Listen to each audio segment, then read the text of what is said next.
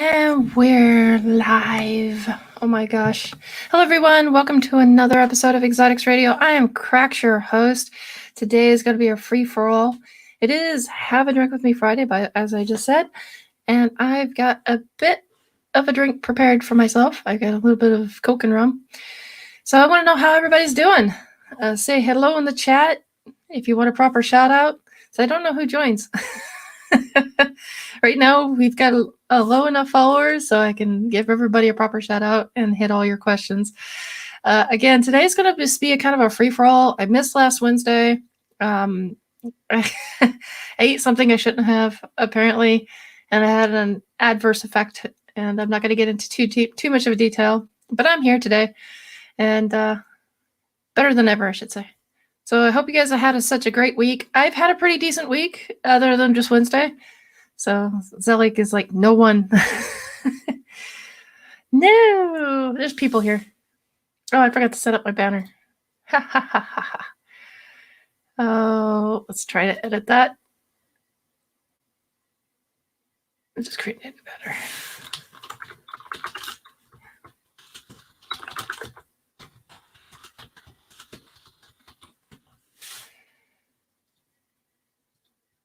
There we go. Gotta get the banners up. So, anyways, so I see Zelig said, well, so yeah, if you guys missed on for Wednesday, I highly apologize. So sorry about that. But we're here today. So anyways, we're going to be talking about anything and everything upon listeners' requests, as well as play some music. Now, I've got a huge list. The list is growing. I'm going to try and play some songs that I've previously played, and next week I'll have brand new songs. You guys have been lovingly hitting up my private the PMs and asking and requesting types of music. And unfortunately, I am only bound to Epidemic Sound. So if you guys want to actually request music personally, go to Epidemic Sound, play a clip or two, find what you like, and then we'll go from there. But until then, unfortunately, because of copyright issues, I can only do Epidemic Sound. And Stacey West has just come on. They have said hello, giving Stacey West a proper shout out. Hello, sweetheart. I hope you're doing well. Hope you had a great week. I know I did. Minus Wednesday. Wednesday was a kind of a upside down bad day, but we'll just sweep that under the rug. So anyways, we've got our first song coming up, and you guys, again, have to tell me how is it on your end. On my end is a little different, and I have totally just missed out on starting the recording, so so hello everyone, and let's get our first song going on, which is When It Feels Right by Chase White.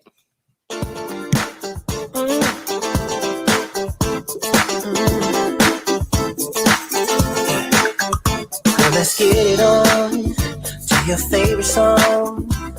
The night is young, and you got me going on. Every single beat hits my heart so deep.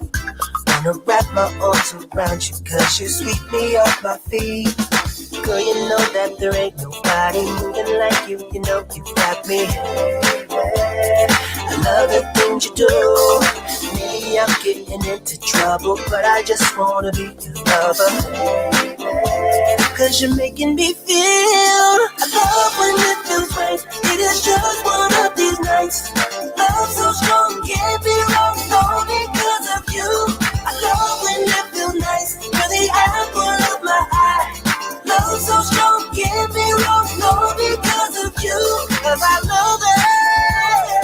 Love when it feels right. Ooh, I love when it feels right. Ooh. Getting really close, this is how it goes. Opposites attract, guessing everybody knows. Fire on the floor, sneaking out the door. We're just getting started, lady. Now I really want some more. Girl, you know that there ain't nobody moving like you. You know you got me. I love the things you do. Maybe I'm getting into trouble, but I just wanna be your lover. 'cause you're making me feel. I love when it feels right. It is just one of these nights. Love so strong, can't be wrong, no, because of you. I love when it feels nice. You're the apple of my eye. Love so strong, can't be wrong, no, because of you. 'Cause I love it. Love when it feels right. Oh yeah, love when it feels right. Yeah. Love when it feels right. It's just one of these nights. Love when it feels nice. The apple of my eye. I'm stuck to the daylight. 'Cause I don't ever wanna leave. I don't wanna leave. It's way beyond bedtime now. I give it up on love, but now I believe. Love when it feels right. It's just one of these. Love so strong, can't be wrong, all because of you. I love when it feels nice. I love it up my eyes. Oh yeah. Love so strong, can't be wrong, all because of you. Love when it feels right. So it's just one of these nights. Love so strong, can't be wrong, all because of you. Love when it feels nice. You're the apple of my eye. Love so strong, can't be wrong, no, because of you. 'Cause I love it. Love when it feels right. Love when it feels right.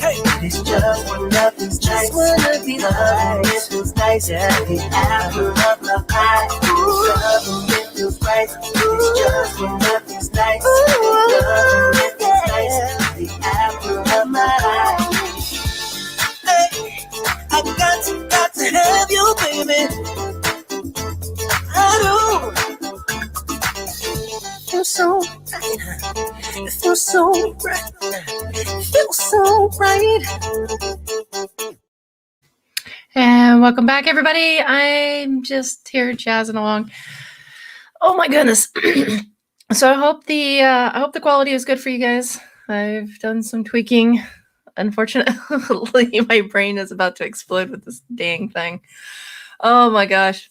Well, if you guys are new to the channel, I'm Crax, your host. This is Exotic Radio, where we mix talk with music. It kind of break things up, because a podcast is a podcast. This is more like a radiocast podcast. I don't know if it can go that way, but it's more like that. Anyways, so today of all days, I've got a great announcement for you. You know what that is? Does anybody know what that is? Probably not. We're doing the contest. I want all entries in by the 10th. I announced this 2 weeks ago. So what it is, it's 5 for 5. It's basically for less than €5 or $5 or 50 kroner.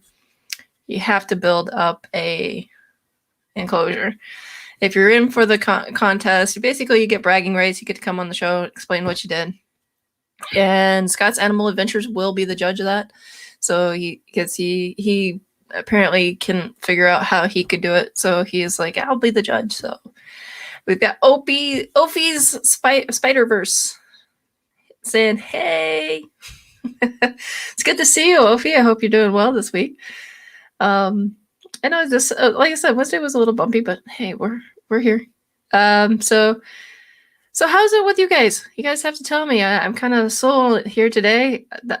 There's a reason why I have a large list of music. And also for everybody who had personally requested in the PMs what kind of music they wanted to listen to, thank you so much for listening, and thank you for getting back to me and saying, hey, I want to hear this, I want to hear that. It basically proves that you guys are paying attention to what this cast is all about, and I really appreciate that as somebody who's putting my heart and soul into this. So thank you so very, very much. But also I want to say I can't do famous bands.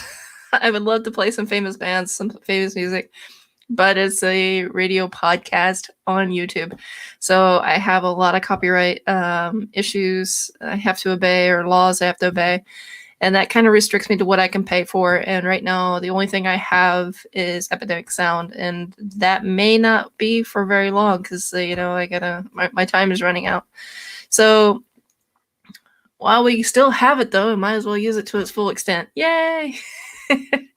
So all of you out here listening to right now, I hope you're having a great night. Cheers. I've got my own drink going on. I got a little bit of rum and coke. We've got Moon over Miami with us as well. Hey, Moon. I hope you're doing great this week. Stacey West says, I'm listening whilst I'm having a long soak. Nice. I hope you're soaking in the bathtub, and I'm hoping you're not soaking your tarantulas, because when people have to soak their tarantulas, it usually means something's going on, compaction or sickness or dehydration of some sort. So I hope it's just a bath that you're talking about there, and nothing bad going on, because it's a weekend. We gotta have a great weekend. So we've got Moon over Miami with us. We've got Ophi Spider-Verse. We have Stacey West and Zelik. I think Zelik just timed out. If not, then somebody else has timed out. So anyways, we got our next song coming up. Our next song coming up is Gimme That by Catnip.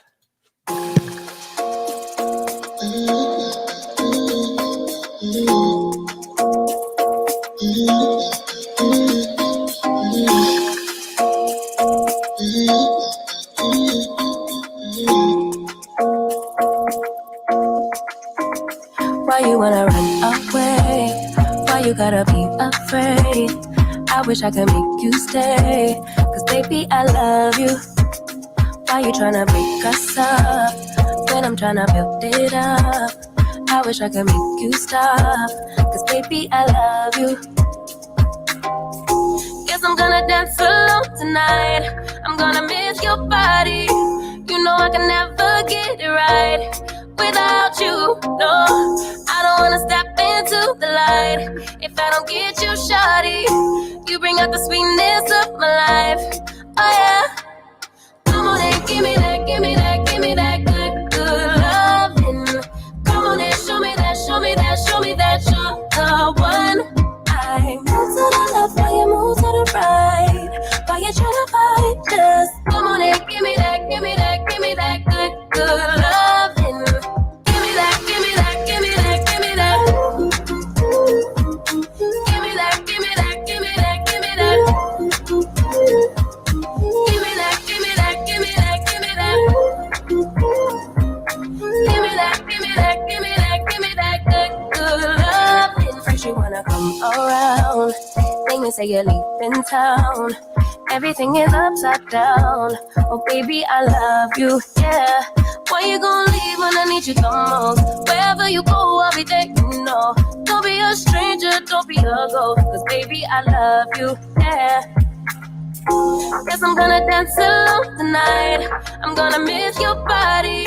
You know I can never get it right without you. No, I don't wanna step into the light if I don't get you, shawty. You bring out the sweetness of my life. Oh yeah. Come on and give me that, give me that, give me that good, good loving. Come on and show me that, show me that, show me that you're the one. I move to the left while you move to the right. Why you tryna fight? Just come on and give me that, give me that, give me that good, good loving. Give me that, give me that, give me that, give me that. Give me that, give me that, give me that, give me that. Give me that, give me that, give me that, give me that. Give me that, give me that, give me that, give me that good, good loving. Where you gonna leave when I need you the most? Wherever you go, I'll be there, you know. Don't be a stranger, don't be a ghost. Oh, I don't feel right when I dance alone. I don't feel right when you don't come home. I miss your body and I love you so. Baby, I do, oh yeah. Come on and give me that, give me that, give me that good, good loving. Come on and show me that, show me that, show me that you're the one. I move to the left while you move to the right. Why you tryna fight? Just come on and give me that, give me that, give me that good, good loving. Give me that, give me that, give me that, give me that. Give me that, give me that, give me that, give me that. Give me that, give me that, give me that, give me that. Give me that, give me that, give me that, give me that.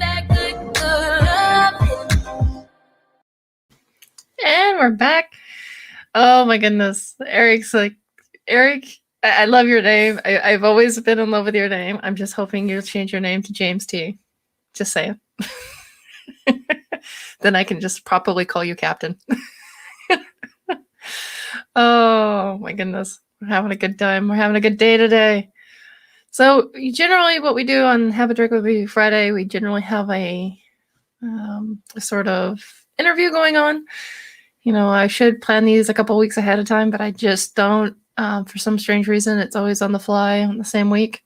And since I wasn't here on Wednesday, unfortunately, that just went downhill. So if you guys like the show, please hit that like button. If you're not subscribed, please subscribe and share the love.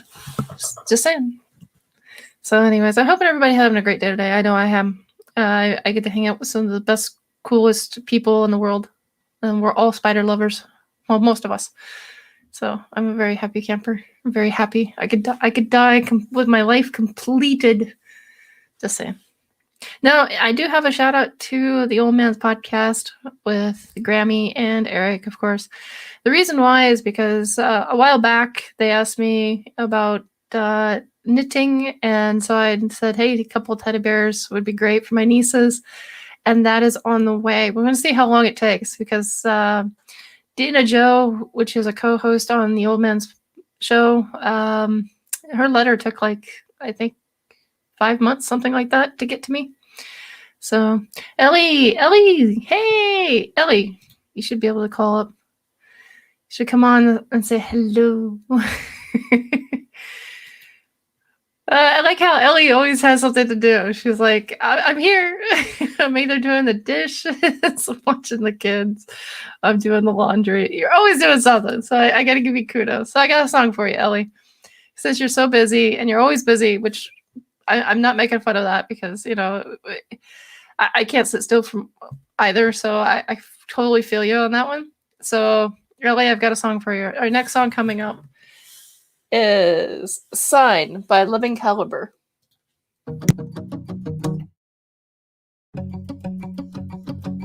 We've been on and off again and again.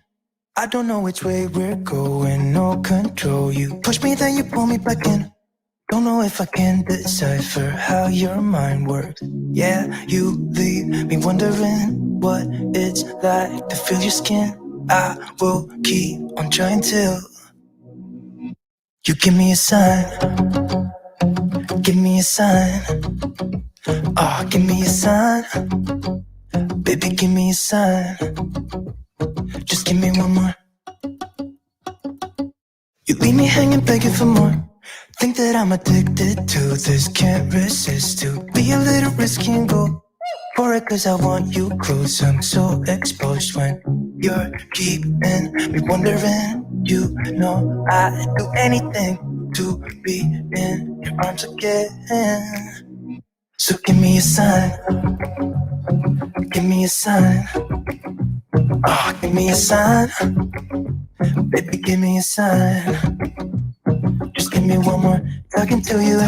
Here we go again, staying up all night to see if you've been texting me. Where do we go from here? I wanna go all in. So give me a sign. Give me a sign. Give me a sign. I just wanna let you know I could go for this, no more tricks. We could take things slow. Say you think about it too. When the lights go out and there's no doubt that I should be with. That I should be. We've been on and off again and again. I don't know which way we're going, no control. You push me, then you pull me back in. We've been on and off again and again. I don't know which way we're going, no control. You push me, then you pull me back in.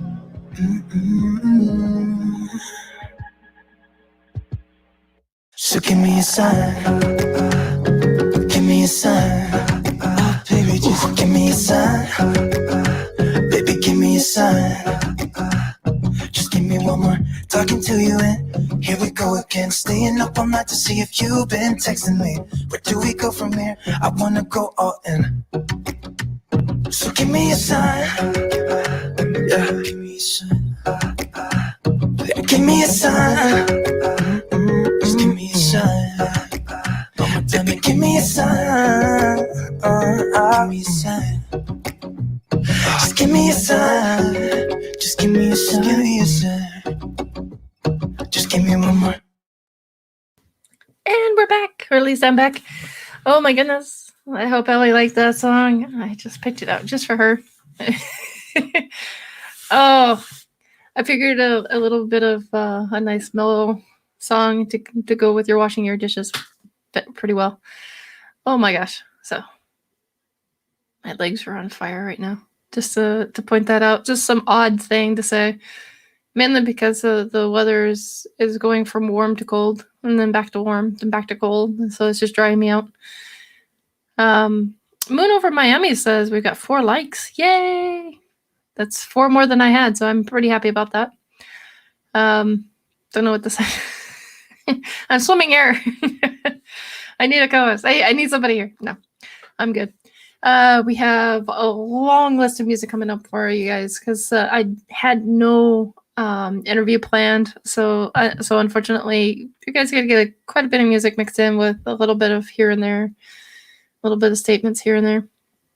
Now, I have a question for you guys. If you guys feel like posting in the chat, if you guys want to shout out, I'm more than happy to give you guys a shout out. But my question to you guys, how many of you have another exotic pet other than tarantulas? I know Ellie does. I've seen her birdies. I've seen a lot of her collection on Instagram. So go check out Ellie Bug Babies on Instagram.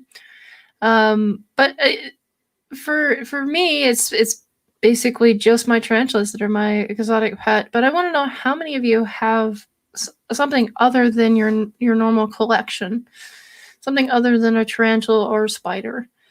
So, and if you do, can you name it in the chat so I can highlight it while we listen to our next song? I apologize if I'm pretty much playing more music than talking, but Ellie Bug Baby says she can pop in after dishes.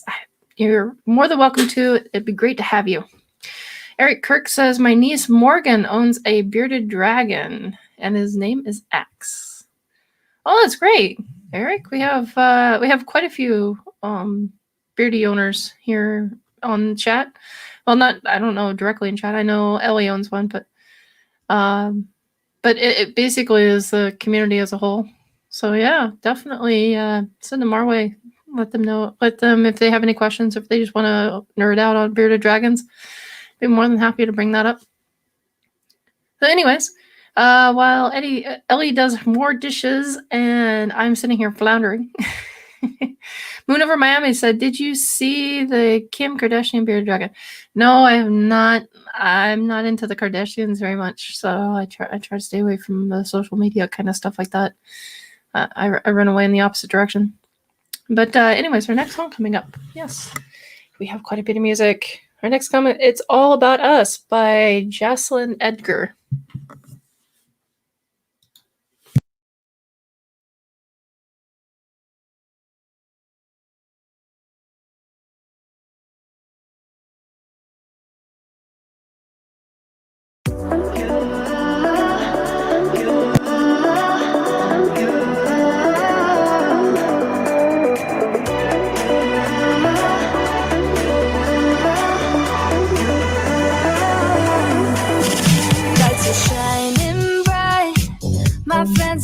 Club will go all night. I see you in the back, the mood is right. If I just had your number, I would let you know how I feel. You walk up to me, start dancing to the music and the taste. Like this was meant to be. You take my hand, I feel my heart beat, and I don't want this moment to stop. Time to go home. Don't want this night to end. Yeah, about time we stop pretending. Come home with me. Let's write a history. Tonight I'll make you see. It's all about us. It's all about us. As we're dancing close together, making out.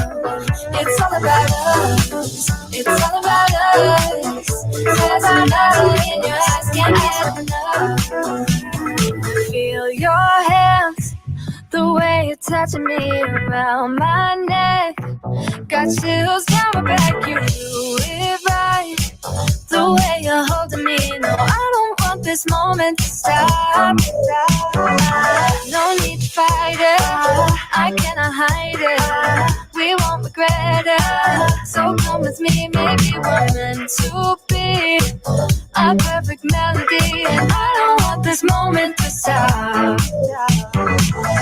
Time to go home. Don't want this night to end. Yeah, about time we stop pretending. Come home with me. Let's write a history. Tonight I'll make you see. It's all about us. It's all about us. It's all about us. We're dancing close together, making out, making out. It's all about us. It's all about us. There's some magic in your eyes, can't get enough. I can't get enough. Oh, it's all about us.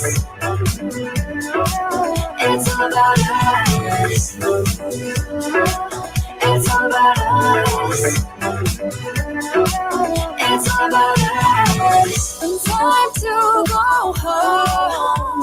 Don't want this night to end. Yeah, about time we stop pretending. Come home with me.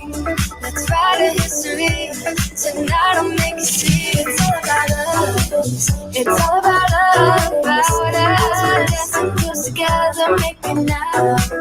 It's all about us. It's all about us. There's a magic in your eyes, can't get enough. Can't get enough. And I'm back. Oh, that was interesting. I tried to play a song and it was like the page was like, no, I must load. I'm like, no, what are you doing? Oh my goodness, sorry about that. So now we've got up to this new subject, Kim Kardashian's, the Kardashians' bearded dragon. Apparently, there's rumors going around that it's been neglected. I saw pictures. You know what? I'm beyond words on that one. It's just it breaks my heart. But I just yep. I'm just gonna walk away because that's all it needs to be said. It's definitely not how you should be treating an animal like that. So I'm just gonna walk away. And then leave that as my opinion.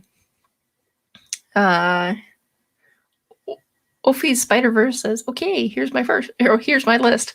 So apparently Ophi's Spider-Verse has a long list. Ophi, one of these days I will promise I will get your name correct without messing it up. I'm so horrible about that. I apologize. I'm so sorry. I won't let you load too long.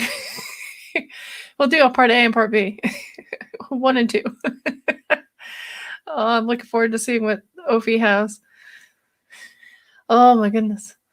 So, those who are listening, I hope you're enjoying the songs. I hope you're enjoying the list. I did try to tweak the quality. I hope it's better than last time. Not last week, but the week before, when we had Paul Dunn on as our guest. Unfortunately, I might end up being forced to take that interview down because of a copyright issue, but it's nothing. It's nothing too bad, to be honest. Yeah, I'm gonna follow most of these, probably most of these recordings as in the befores and afters. One of the reasons why I'm recording as I speak or as we go is because, the quality gets compressed and then it just gets a bit wonky after it's been saved. And so I'm really wanting the quality of the music to be on par, on spot. And, of course, because you guys come here for the quality, you guys aren't here for the music. So, or I should say for most of you. And I really want to keep, I want to keep everything up on, par. I want to keep it. I want to make sure it's a good quality for you guys since I'm going to be here on a regular basis. Stacy West says, I can't watch people neglecting any animal. I don't think it's neglected. I think it's more just they don't know what they have, so they're unsure about the care. They think they do. Maybe they think they know, and they just simply don't. So yeah. they glued a gem on its head. Actually, that looked more like a little sticker.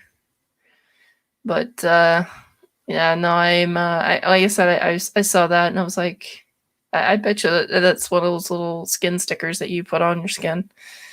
Though I would never recommend to bedazzle your bearded dragon. That just sounds completely wrong. So yeah, no, it's like I said, it broke my heart to see that, and so I just had to walk away.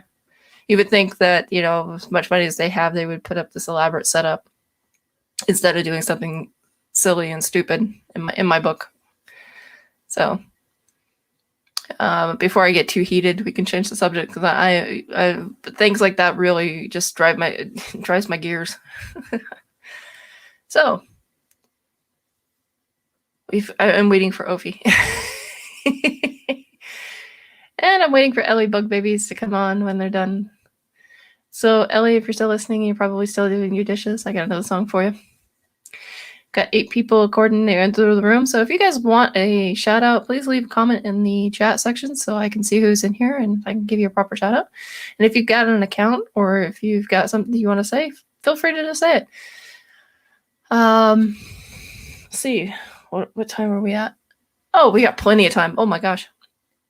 Ellie's like almost ready. All right.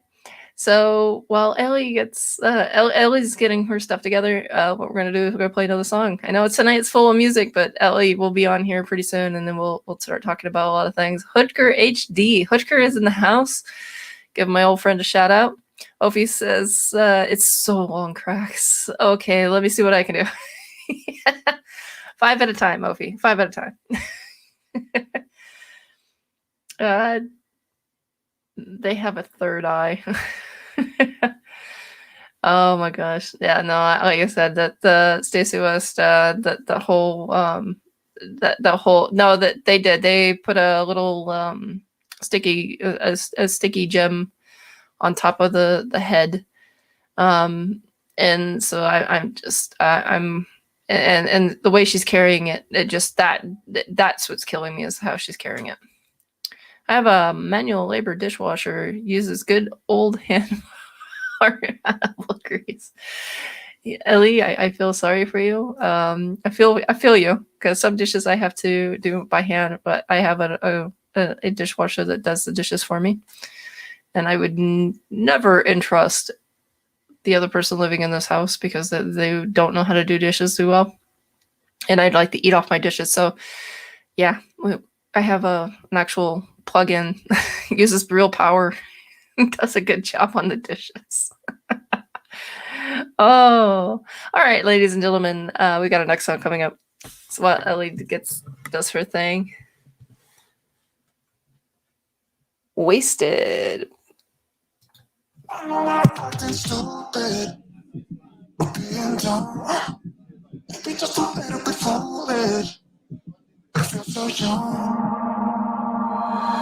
Drunk, I've never seen you clearer than now. We're flying high, floating somewhere up in the clouds. We're going out of ourselves, can you feel it? Almost like I don't know if it's real, cause when we're doing our thing, we're like wheels that won't stop turning. So take me on a trip now, trip. Oh, flick that switch, kill the lights. Oh, wasted. City lights are shining so bright. All these empty faces, we don't care about them tonight. We're going out of ourselves, can you feel it? Almost like I don't know if it's real, cause when we're doing our thing, we're the wheels that won't stop turning.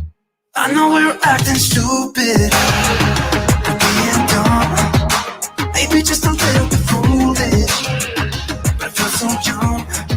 Just go a little crazy and lose it. I don't care if we don't, it's the only way we know how to do it. Make me feel so young.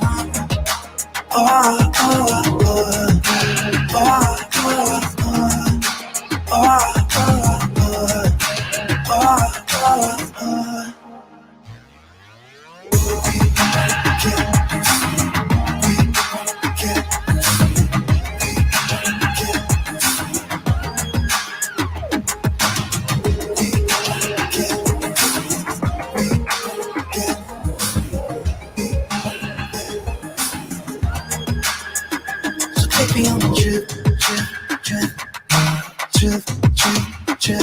Oh, flick that switch, kill the lights.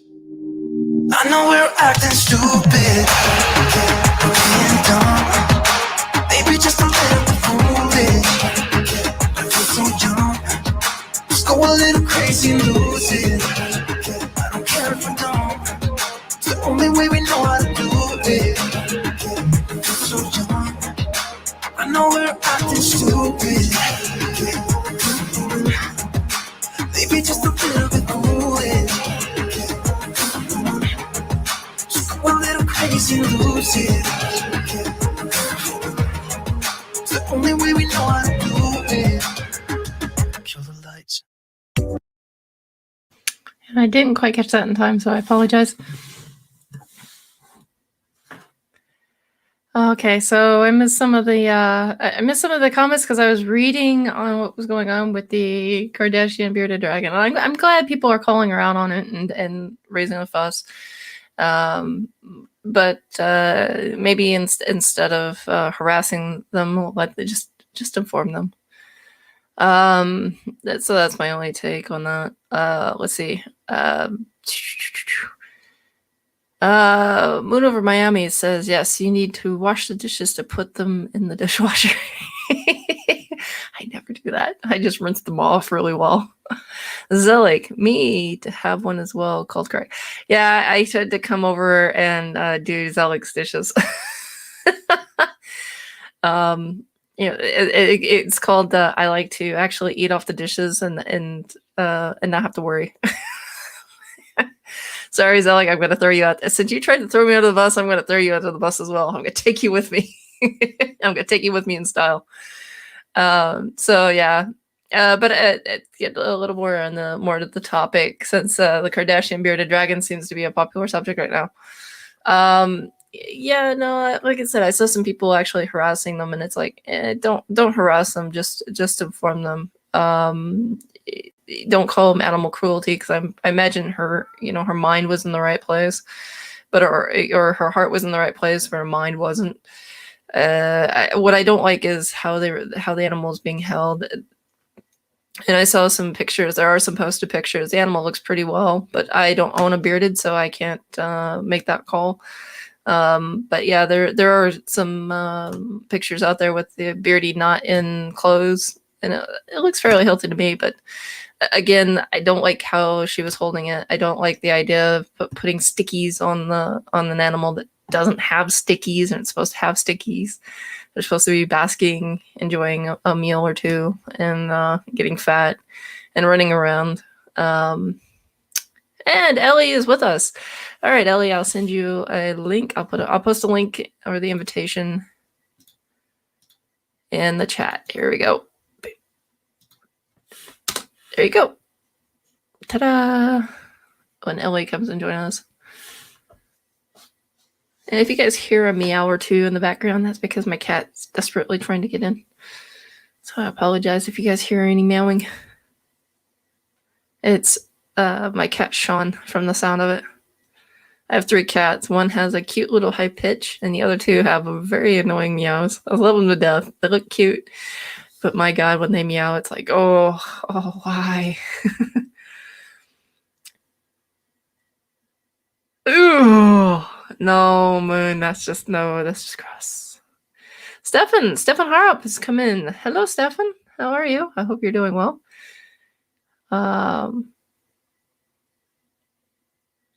Yeah, no, I'm gonna post that. I'm gonna have to show everybody exactly what you. I was like, no. Hey, there you are. I'm here. I made it. Hold on one second. I want to make sure that they can hear you through the soundboard.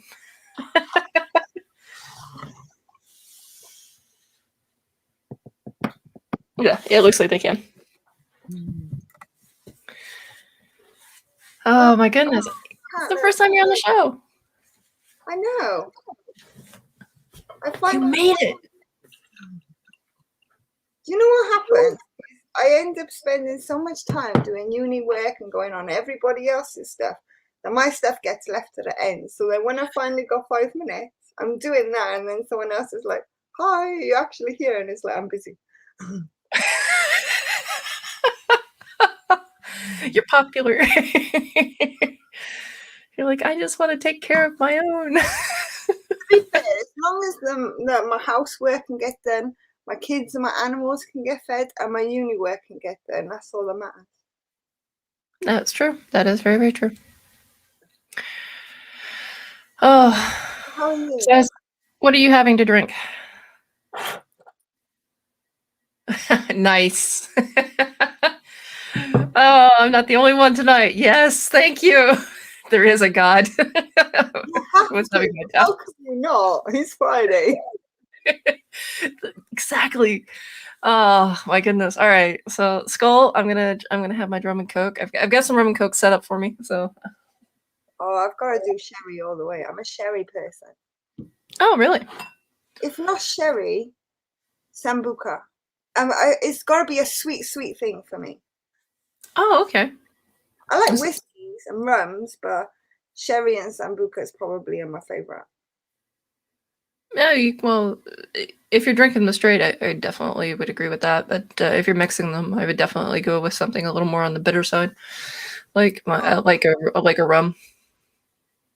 Even rum and whiskey, I don't mix them. Oh well, I'm just gonna go back to my corner now. Oh, so now you're gonna be my interviewee because I didn't set one up for this. I was gone Wednesday, so. Oh my God. So you have like. Oh, go ahead. Sorry, go on. I was gonna highlight you have more than just tarantulas because I've seen you feed your tarantulas, and you have your cats in the background and you have your doggy. What else do you have? I've got reptile-wise, one snake and one beardy. Amphibian-wise, I got a toad, a cane toad, and all the rest are pretty much inverts or four-legged fluffy things. Yes. Oh my goodness. Okay. So let's go. Let's start off with the very basics on getting a bearded dragon because bearded dragons for well, especially here in Sweden, are very popular. But you always hear these horror stories where they had to turn them over to the rescue because they didn't really know how to take care of it, got sick, then yada yada yada. What is the very basics that you have to take in consideration before you even buy one or set one up? I think here, basics is you need to know their lighting, you need to know their temperatures, and food-wise what they eat. They were, I don't know, when I was buying mine, it wasn't a huge thing like you need to know this or you need to know that. It's just like choose one and there's a care sheet, but you have to keep it on whatever it was born on. So I was like, oh, but that's not what I researched. That's not what I learned. So I was like, but the research, it doesn't say that this stuff is good for them. In fact, a lot of people go against using that. And they were like, no, it was born on that. You got to use that. So I was like, okay, I will buy that. And I will use that for the time being. And then I will continue to research. In the end, I changed up my setup. And I ended up using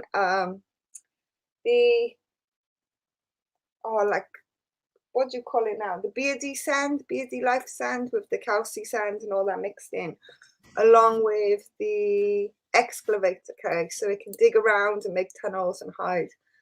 And yeah, mine is pretty happy, very active, but pretty happy. Oh, okay. So yeah, no, from my understanding, they're pretty easy to take care of. Except for you just have to pay close attention to the lighting and the food and everything. Now, was it you worried about how fat yours is getting? Mine isn't getting fat at the moment because mine is still little, and I know while they're little, they do eat a lot more inverts rather than salad. But mine eats so much. I'm scared that what if she doesn't reduce what she's eating and she carried on eating like that, and then when she was older, she got fat. Because I've seen so many beardies do that. Because in all the care sheets I've seen, you feed a lot when they're little, and then less when they're larger. Right. But a lot of people end up with fat dragons, and I don't want to end up with a fat dragon.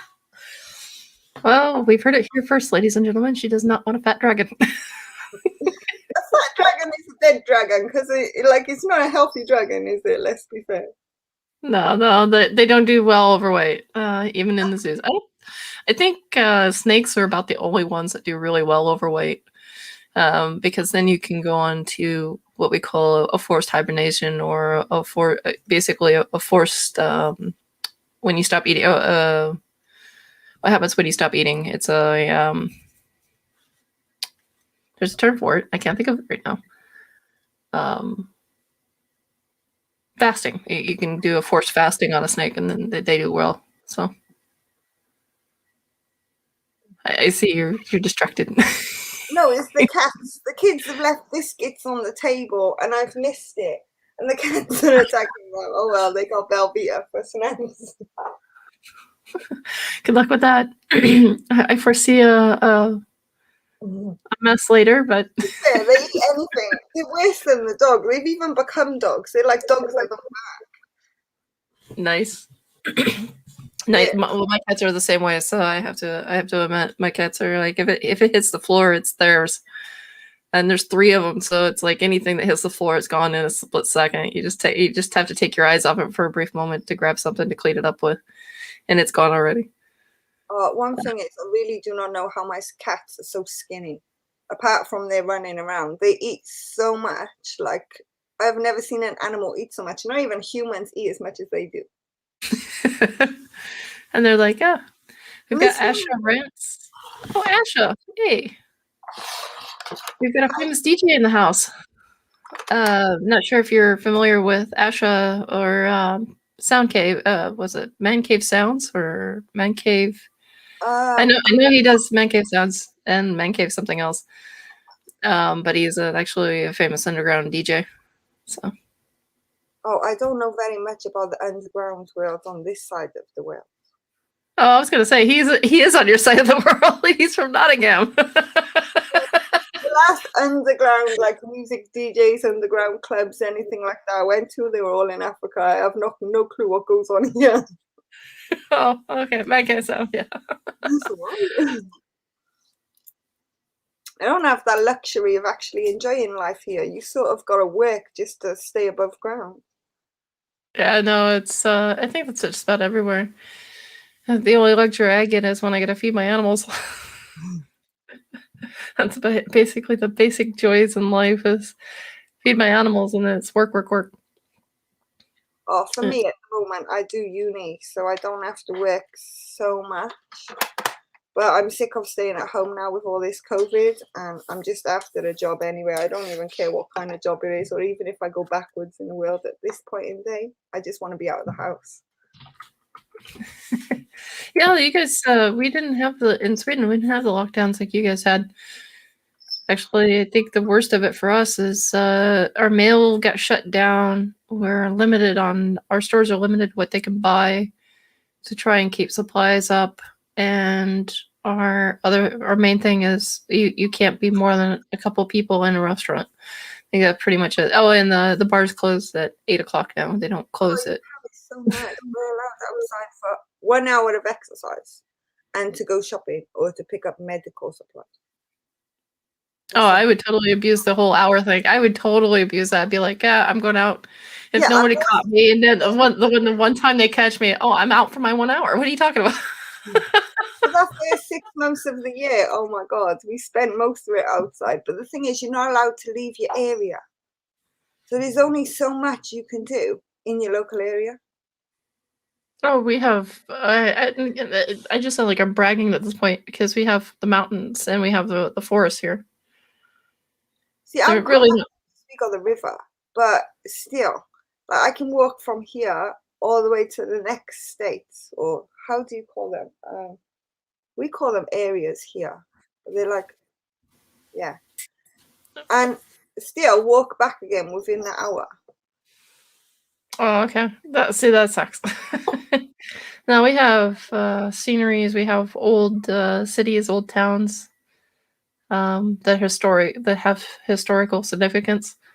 So we go visit those. The only thing that we're missing now is like the dog shows or even the expos. All our expos are turned on or shut down. So that sucks. I can't buy anything new at a reasonable price. I'm not looking to get anything more new anyway. I just got another Grandma Stoller pork ribs and some tea lagunas. So I've got 5 more added to my collection when I just bought 2 more the other day. So that's 7 more. So I just need to like calm down a little bit before my house is more of a invert property than a human property. Yeah. Speaking of which, start my business this summer, so I'm looking forward to that. Seeing how many people will come and buy from me. I'm seeing it. I'm kind of patiently waiting for the weather to turn as well, because here in Sweden, my mailing time is so short because we have extreme heat and we have extreme cold. So we can't. It's basically from between the end of May to the about middle of June, and then it starts getting too hot. And then about August time is when I can start sending again, and through about middle of August to middle of September before it gets too cold. Oh, wow. So it's like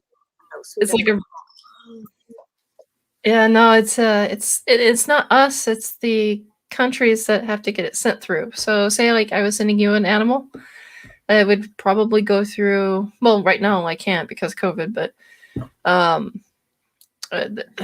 Germany is doing some weird stuff. But anyways, it would if there was nothing wrong with it. Hang on, she's gonna go hunt a kitty. I fell in the cat litter. It's fine.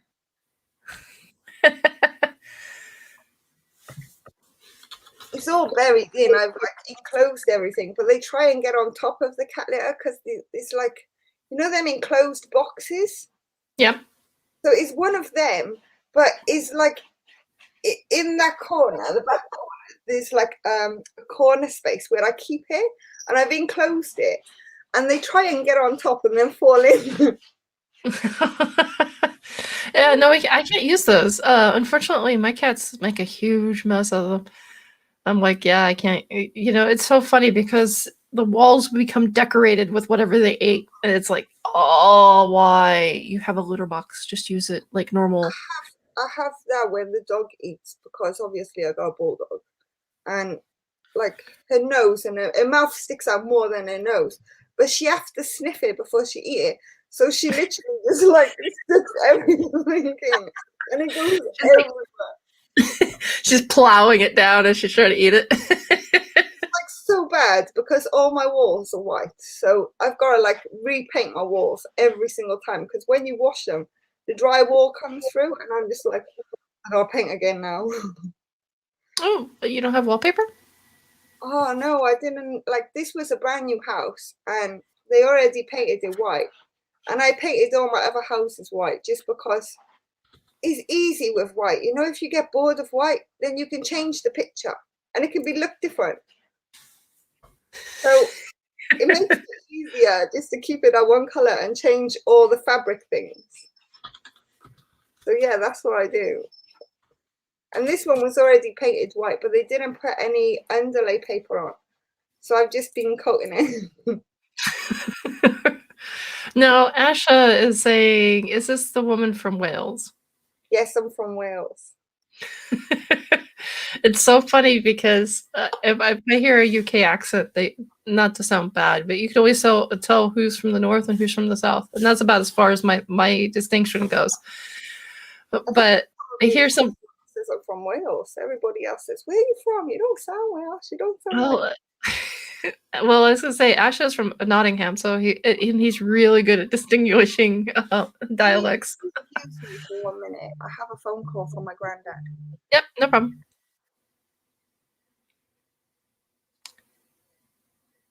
Ophi, wow, you've got so many. Ophi has a P. sesame,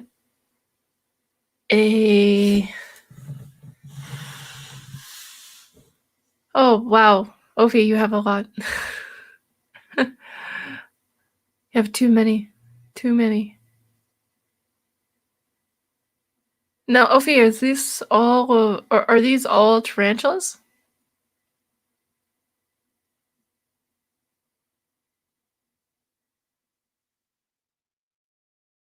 Holy crap, you're still going.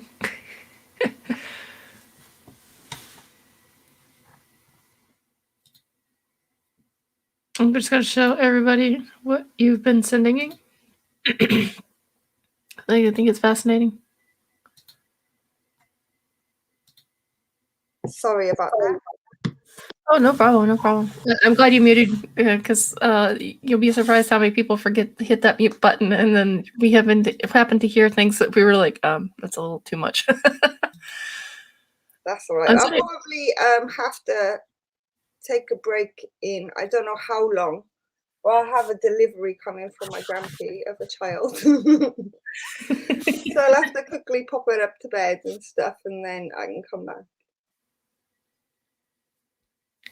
Yeah, no, that's fine. I'm just impressed because Ophi has shared her collection with us. Oh wow! And I mean, she's took time to do that. Yes, she did. I'm like, oh my gosh, and the list keeps coming. So I'm just highlighting everything. Oh, Chef Davis Pentalores. I love them. Yes. I have two. Really? Yeah, one belongs to my little boy, and the other one is mine. But I wouldn't have bought them if I didn't have got it as like one of my good friends. He also is on YouTube, Peter Laws. He did this raffle thing, and he did it for me because I was like, oh, I'll look into it, and he was like, oh, I done you one, and I was like, okay, and I ended up winning it. So it was kind of like a gift win kind of thing, and it was quite sweet because I would have never have thought about getting one if I didn't have won one, and I fell in love with them after that because I was like, you know, when you're in like a zone of this is what I want, this is what I'm going to get, I'm not going to go outside of that. Mm-hmm. That's how I was until I ended up with these raffle wins, and then I ended up with so many spiders. No, you shared you shared a name for me because somebody was doing a 1,000 draw or a 1,000 subscription giveaway. It was a giveaway. Yeah, probably. Which one was that? You know, so many people are doing giveaways. I don't keep up anymore. I know. It's just you just naturally sign up and then you're like, yep, I'm done. Let's see, who was it? Spider Freaks giveaway as well. Hold on one second. There you are.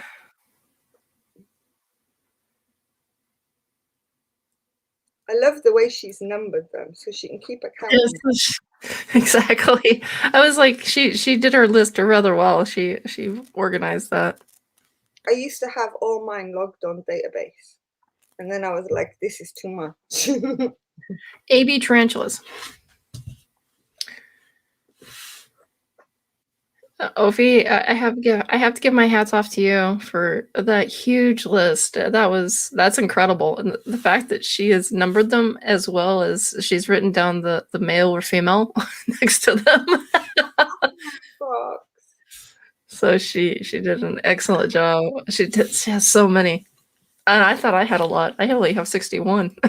She's like, yeah, I'd love to show my toad off so much more. You know, he's so handsome, or she. I don't know whether it's a girl or a boy. But it just is always buried. It just buries himself. I set him up with a nice little home, give him a hide, give him a water dish, give him everything. No, everything got buried. And then he buried himself. Yeah, no, I have a tarantula that buries everything. She's now got 2 hides in her enclosure. She's got 2 water dishes in her enclosure. And I only see 1 water dish and nothing else. She's dug a hole in front of her enclosures or in front of her hides, but she's completely buried her hides. And I'm like, are you kidding me? Why did you do that? See, I like sharing all my animals, but what I don't like is when some people are so judgmental, but they don't really know what's happened or why it's that way. Like, you can create everything with a hide, a water dish, have everything in there. Go to check it, like, a few days later, and everything's buried. And they'll be like, well, why don't you have things basic? It's like, well, I did have them. Do you want me to dig them out? Exactly. And the thing is, if you dig them out, that it just stresses your tarantula more. So it's just best to leave them in there. So that is one thing that blows my mind, is like, when you have these people who think that their tarantula should have this picture perfect enclosure, and it's like, that's not how reality is. Case in point, I set up my Anthoscurria musculosa. I believe I said that correctly. Somebody correct me if I'm wrong. But anyways, I set up her enclosure because I know they're very shy.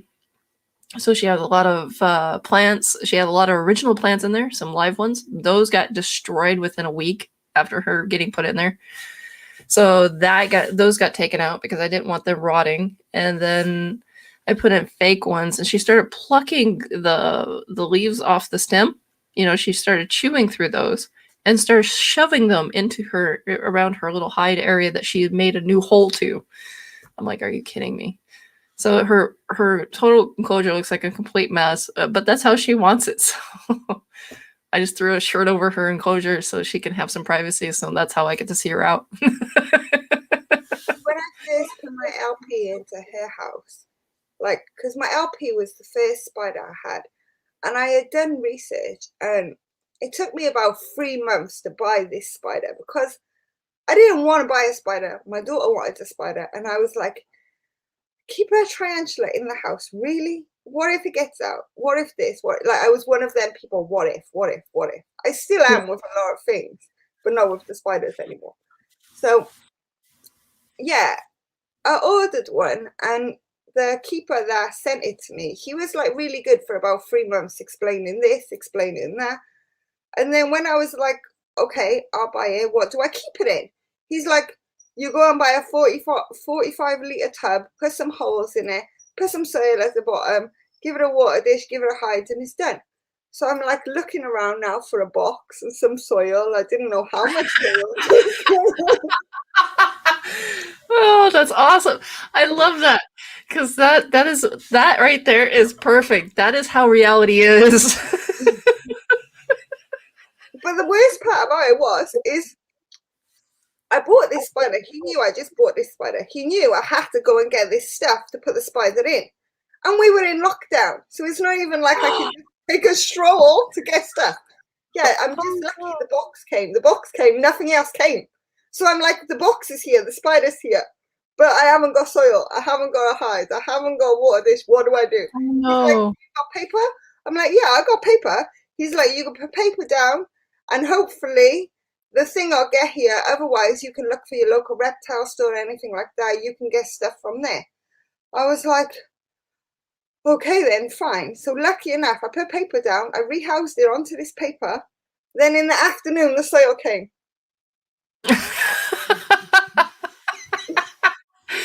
You're like, could the timing have been any worse? Seriously. Yeah, it was like, to a degree, it was like a crash course on how to rehouse, remove, rehouse, house. Like, and it wasn't even like, she wasn't a baby. She was a good, what, 5 inches, I would say. Oh, wow. So she's like double or he or she, I think it's a he to be fair, is almost double the size now. It's way bigger than my hand. On the first molt that I had off of her, like my hand is this big and her molt comes up to like there.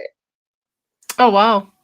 So yeah, it wasn't exactly a small spider, and to be like the first one I'm dealing with, and then I posted it, oh, I got this, and I had all my friends going, you shouldn't have that as your first tarantula.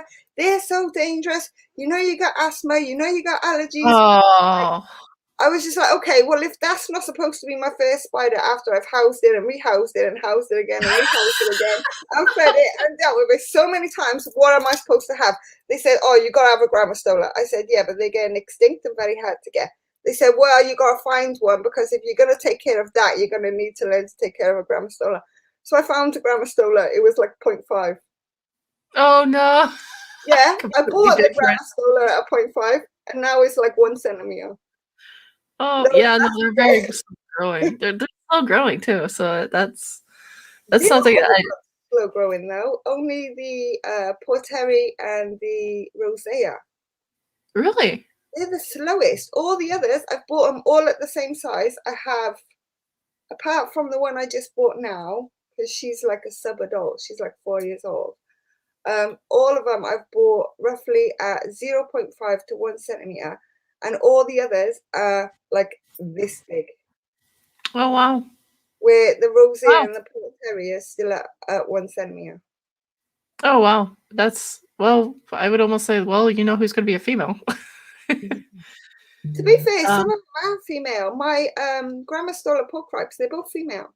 My oh, mini nice. that is a female, and the one I just bought is a female. Congratulations. It's I always bought nice to know you get a female. I know. I bought her to hopefully start a breeding project with Gramastolas. I only want to do Gramastolas and maybe have it. Okay, well then I'll send some Tripe to your way. You send me some Gramastolas once you get them. I've got what? I've got 9 Gramastolas now, but the worst Gramastolas to look after are worse than baboons and they're worse than arboreals. They're the Iharingi and the Actaeons. The behavior on them is some Oh, else. they're pretty hot blooded. They're like, hi, how you doing? I'm out here. If you're not paying attention, something's gonna happen. Even if you are paying attention, they are so quick. Really? They're so responsive. Even like they say spiders don't see very well. I don't believe that. No, I think Iharingi. I think it's different for every tarantula, or not tarantula, but I think it's every different for every spider, because if you look at the jumping spider, take well, just take any jumping spider. I mean, they solve problems, and they can ambush by solving problems, and on top of that, they have incredibly good eyesight, as well as the, I think it's called the goblin spider. Don't quote me on that one. So the goblin or troll face spider, or goblin face spider. It looks a bit weird though. Yes, very, very different. But unfortunately, some of those are not allowed into Sweden. They can become invasive. So they're not allowed. It's like, aw. I could have a cobra, but I can't have a certain. There are certain jumping spiders you're not really allowed to have because they don't have any real predators here. I owned a jumping spider, and I, to my own defense, I don't see the point, because jumping spiders for me are something I can enjoy in the summer and not have to deal with in the winter. Exactly. Because I go outside in the garden and they're everywhere. They're all over you. And they're quite social. Well, they don't really mind you. Most spiders will run away. Jumping spiders, no, they don't. No, they're very curious. They're trying to figure you out. But the thing is, with jumping spiders, some of them have longer lives. Some of them have different sizes. Some of them are prettier, which is really nice. That's great for them. But you can't have them here in Sweden. There's certain species that you cannot have, especially the ones coming out of Australia. And the interesting part is you can have a cobra, but you can't have a jumping spider. That blows my mind every time. But hey, I understand though. I mean, it's an environmental thing, so. We'll give a shout out to the fans. We got a couple of fans out here. We've got Scott Rivers as the Scorplings. Will probably ruin their tubs. We have Ophi Spider-Verse saying thank you for the comments. Scott Rivers says that they're on their personal account. Whoops. And of course, Asha was here and he had to leave, of course. But yeah, if you guys are willing to listen to a really good DJ, go check out Man Cave Sounds off of SoundCloud, and go check out Asha on SoundCloud. He's really good. Scott Rivers is Scott Animal Adventures. I was wondering. I was a little confused me with that the other day. Like, I was saying something, and then I had this message through, and I'm like, Didn't even realize I was talking to you. How do you know even what I'm talking about? Well, I'm going to go get a refill, if that's okay. There's a hole in the top of my glass that has made my glass empty, and I need to go fix it. You're welcome to do that. And I'm going to play another song. So I hope you enjoy the music. Mute your mic, because if you don't, they're going to hear the reverb. Our next song is Something Good by Velveteen.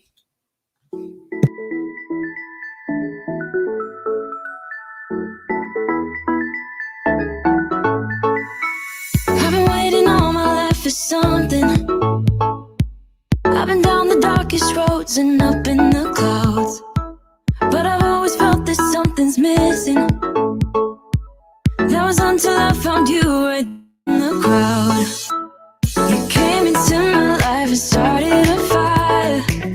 You made me feel like I could touch the sky. Oh, there's nothing missing now that you're my desire. Now all I have to do is to make you mine. 'Cause I know, and you know what we could be.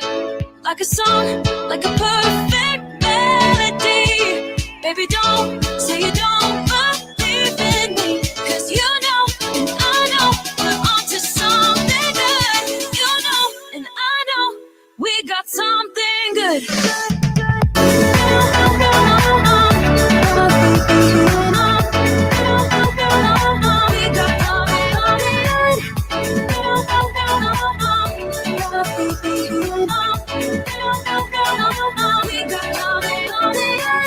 I've been waiting for the one forever. Finally I got you, baby, here in my heart. When I'm with you I feel so much better, oh yeah. Before you I was just a shell, so stuck in the dark. You came into my life and started a fire. You made me feel like I could touch the sky. Oh, there's nothing missing now that you're my desire. Now all I have to do is to make you mine. 'Cause I know, and you know what we could be.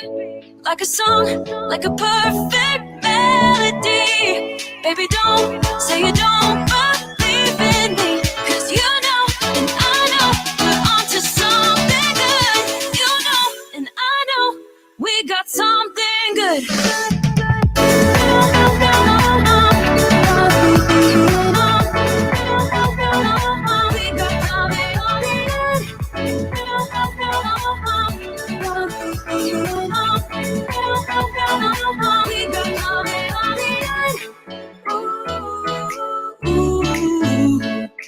Follow your heart, baby, don't be shy.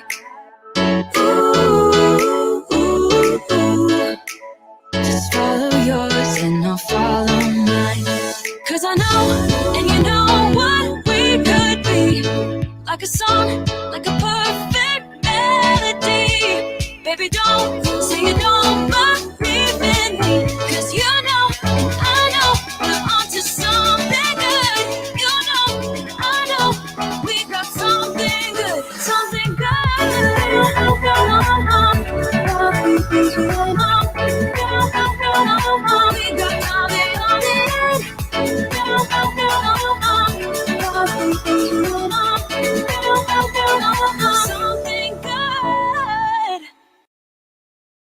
And we're back. Hey, welcome back, everybody. I'm Cracks, your host, with Ellie from Ellie Bug Babies. Go check out her YouTube. Go check out her Instagram. She's got a lot of fun and loving pets, a lot of fuzzies, everything from the 8-legged fuzzies to 4-legged fuzzies, all the way down to the scaled ones with no legs. So definitely go check out her channel. Many of legs too. Hmm? I got lots with many of legs too. Oh, yeah, you have millipedes, don't you? Mm-hmm. Yep. So definitely go check her out. I have millipedes, I have snails, I have all sorts. Oh, you have gastropods as well. Yeah. How do you have the? Please tell me you do not have the giant African snail.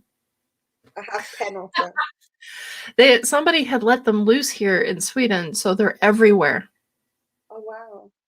and they come out every summer. See, I really like them. Like, they're quite sweet.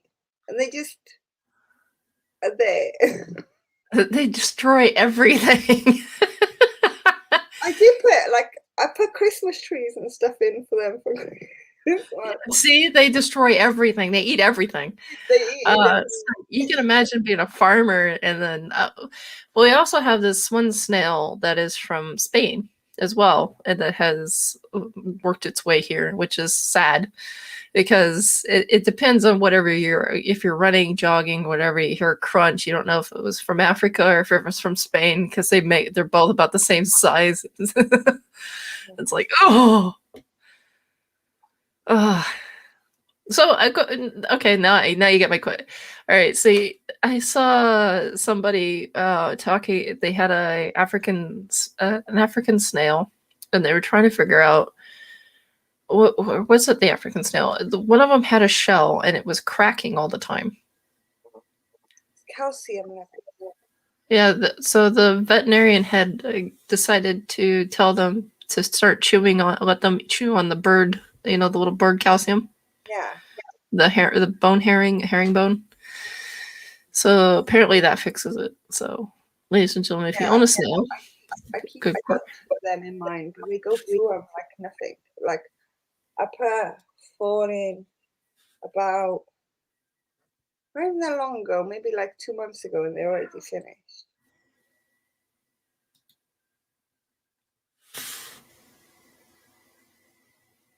I heard something in the background. I'm trying to figure out what that was.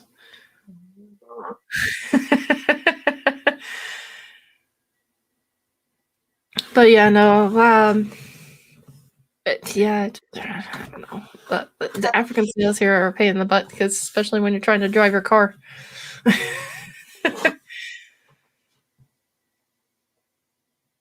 What's a podbean? Oh yeah, no. Podbean is a place where I used to hold my actually, believe it or not, my old stomping ground for almost a year was Podbean, because it is an application where anybody and everybody can start up their own podcast. Their practices aren't so ethical, so I moved. I went straight for YouTube instead. I'm protected here. But there are quite a few good podcasters on Podbean. So if you guys are interested in listening to a good podcast, go check out The Old Man's Show or any of the ones that Eric had actually listed. They're all pretty good. I pretty much know most of them. So I normally get my podcast on Alexa. I think it's just the podcast. Geez, I thought you got it here. I got to work on my game. Oh my goodness. Yes, Eric, take care. Thank you for coming by, Eric. I appreciate it. It's good to have you. I didn't really know about you until Scott told me, and Scott is like, oh yeah, meet this person. She's really great. And I'm like, oh, okay, hello person. Yes, my name is person. I get randomly introduced to everybody. And I'm like, how long have you known this person? Oh yeah, it's ages. I'm like, well, why didn't you tell me about them before? Why have they only just cropped up now? Well, the thing is, I didn't know you until I met Scott. So I didn't know half the people until I met Scott. So it was like, because I'm very new to YouTube. So coming from a place where I had established and then having to pick up and leave, it was really hard to restart. By the way, to start over is really, really hard. Just going to put that out. Yeah. But I did, and then I ended up meeting Scott by some chance, because for some strange reason, YouTube is like live. Go check out this person live. I'm like, I don't even know who this is. So for once, the YouTube algorithm actually worked out. See, for me, I didn't even want to do YouTube. You know when the NHS challenge was about? Yes. I know it's all over YouTube. Everybody's seen it. So yeah. Well, I didn't want to do YouTube videos, and Scott wanted me to do YouTube videos because he said it will help you with your confidence. And I was like, okay then. So I was like, I'll think about it. And then he went and like put me up as a nomination to do the sugar shot challenge. And for a while I was like, nah, I'm not doing that. That's disgusting. Like the sugar and the shot, possibly, but the egg, hell no. Yeah, no, that's just no. We don't know. No, I ended up doing it, and I put it on the YouTube like you're supposed to with everybody else. And he's like, "See, you've done it now, so you can just carry on and do it." But I still don't think like I found my like my rhythm of doing it. I just do it if and when, like, if I feel like, okay, yeah, I feel like posting this, I'll post this. Oh, I think I think that comes over time because for a while I was where you were at with Podbean. I did that for about 3 or 4 months. I was like, yeah, I'll be here, I'll be here, I'll be here. And then it was Manic Monday. And then have a drink, or Manic Monday, Comfy Pants Wednesday, and Have a Drink with Me Friday. And Have a Drink with Me Friday all started when Asha, you remember the gentleman that was just here, he was actually my very first impromptu interview because it was just like I was floundering around and then he happened to show up and I was like, oh, Asha, I was just on your show. He goes, I know. I just wanted to pay back, I just wanted to say hi. And so we started talking. I was like, guess what? I'm gonna grab you and you're gonna be my very first interview. And he was like, no, you're making me fill on the spot. But things worked out really well. And then we just kept keeping the Have a Drink with Me Friday. And then that became a regular thing. And then Coffee Pants Wednesday became a regular thing after that. And then, of course, I dropped Manic Monday because it was just really difficult, especially since I was trying to balance the, life with everything going on in my life and all the changes that were going on and having a podcast as well and trying to be regular. So, yeah, now that I have, if you want to think about like this, Podbean was like my practice run before the real thing, and now I'm here with the real thing. But yeah, that's how I got started. So I was where you were at. So eventually you will find your rhythm. You'll find out which days are really good for you, which days, work, absolutely great. But then you're going to figure out, maybe this day doesn't work out so great as you thought. And then you'll end up changing your schedule. Oh, my life But yeah. is changing, so yeah. I think I'm more comfortable nowadays with doing the lives than I am posting videos because even still I struggle to talk on my videos. Like I will say something and then I'll be like, that's crap. I will just delete it. I'll stick music there and it's done. I think it's because like with the lives, there's somebody there. You're speaking to someone. You're responding to someone. But when you're doing the videos, before it's posted, there's nobody really there. Like you're just like pretending they're there, pretending they're gonna answer you, and hoping you don't sound like a lunatic on the other end. No, I prefer my recordings over my lives because over my recordings I can edit them once and be done with them. Whereas the lives, I have to go through each and every edit, and then I have to re-edit again to get it to where I want it. And then I'm like, yeah, then it'll never get uploaded because something happened, and then the next show is already here, and I'm like, I need to hire an editor. So anybody wants to work for me for free, doing editing. You get what you get, however it comes. Exactly. I can't. If I listen to it back, I will remove everything. You'll have nothing. Exactly. So that's generally how I do it. But I also think it's also the what do you call it? The programs that you use to make it easier. Audio City makes it really super easy, so I don't have to sit there and fuss with it. It doesn't take me a week to do a show anymore. It takes me a couple days. So. Yeah. So let's move back into the invert side. That's where we know. That's where I feel more comfortable. Oh, going back to the inverts. So what crazy inverts do you have, and which ones do you wish not to have? Which ones are you not going to ever have? What are your limits? Well, my limit was a GBB. I don't like them. I still why? don't see a whole interest with them. But people were persistent that I had one. So I now have one. And I'm still like, nah. I don't get it. I really don't. Even the mini GBB, the Dianamensis, something like that, whatever you call it. Diamanosis or something like that. I know what you're talking about. One even has more behavior issues than the GBB. I think that depends on the GBB because mine, knock on wood, doesn't have any issues right now. Mine has a big issue of making a mess. You make a nice house, you give it ups and downs and everything, it just turns white. You might as well just covered it in snow and left it there. Yeah, though might have actually made it to where it's like a what do you call it? A cylindrical, a cylinder, a circle. It's a basic a large webbed circle with its water dish down the center. So the water will overspill into the webbing and kind of pull up there, and that's where they drink. They don't want to drink from the water dish; they just want to drink from the webbing. See, my biggest problem with spiders was webbing. I don't like it. It's messy. Like, Okay. yeah, you have to make all this effort to make it look nice, make sure they got a water dish, make sure they got that. Then you put a spider in there, it's just covered. Like, there's no water dish left, there's no hide left. And with my GBB, it's not even like it's made like a fancy web, you know, like Pocophenia or my summer place.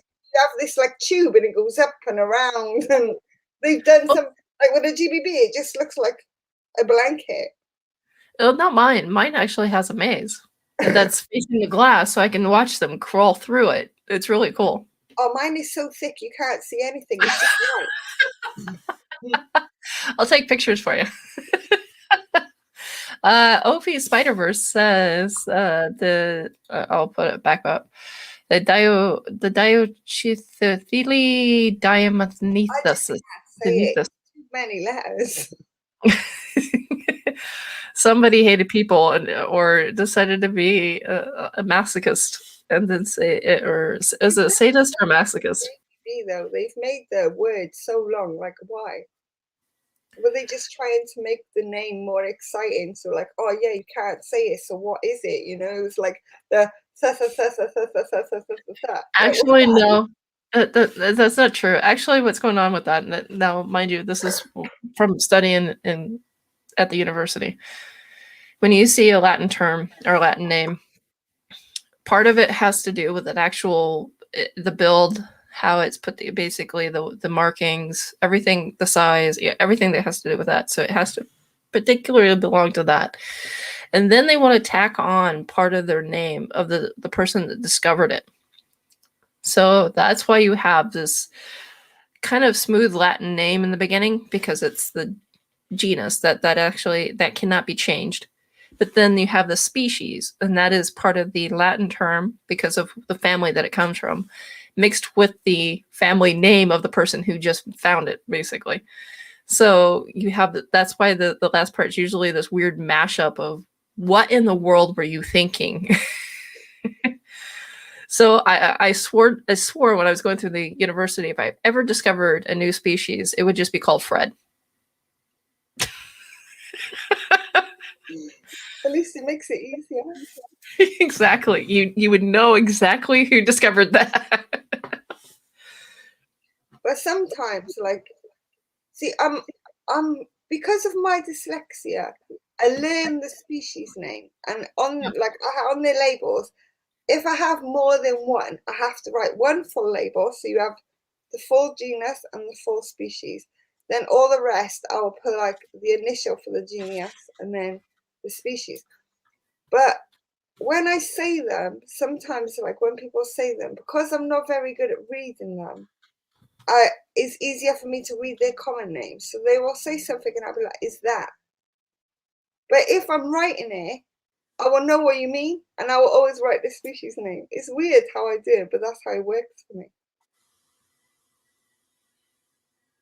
Oh, Stacey West is back on the bearded dragon. Okay, so since our listeners are going back to the Kardashian issue with the bearded dragon, since you are an owner of a bearded dragon, what are your thoughts?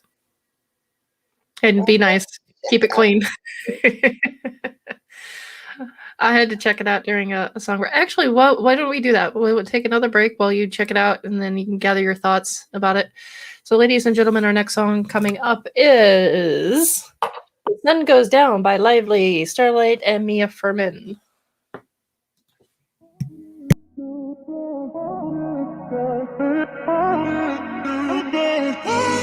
A million people in the crowd, but I only see your face in all the lights.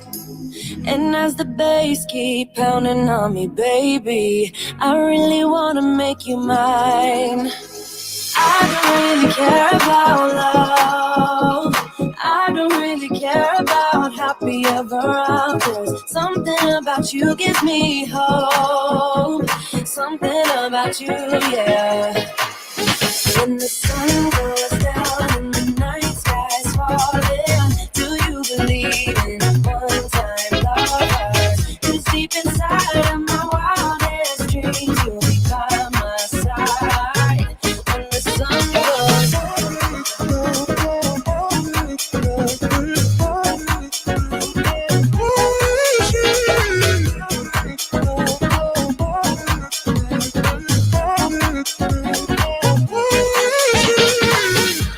city dancing through the night, but I'm not there. You've got me soaring in the clouds.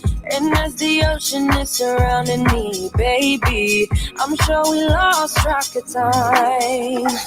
I don't really care about love. I don't really care about happy ever after. Something about you gives me hope.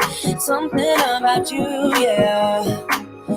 When the sun goes down and the night sky's falling, do you believe in one-time lovers? 'Cause deep inside of my wildest dreams, you'll be by my side. When the sun goes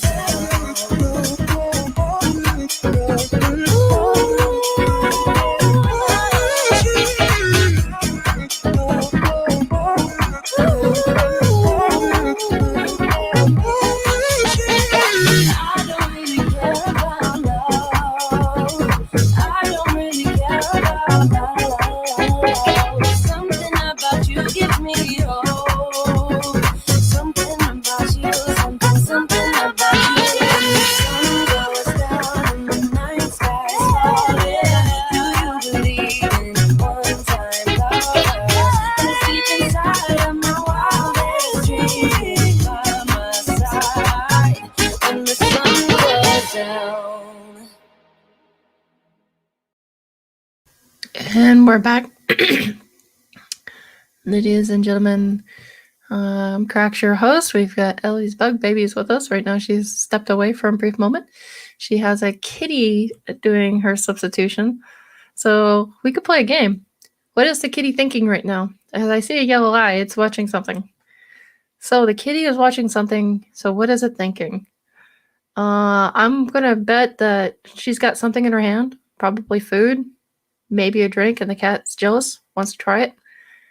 So what do you guys think? Could the meow meow want something to eat? Some snack? So it's watching somebody or something with some serious intent. I even see ears twitching. Yeah, something's going on. Oh, there's another kitty. I think we found the center of the attention. Oh, looking over, there's something. What's for dinner? Oh, Ellie is being invaded by cats.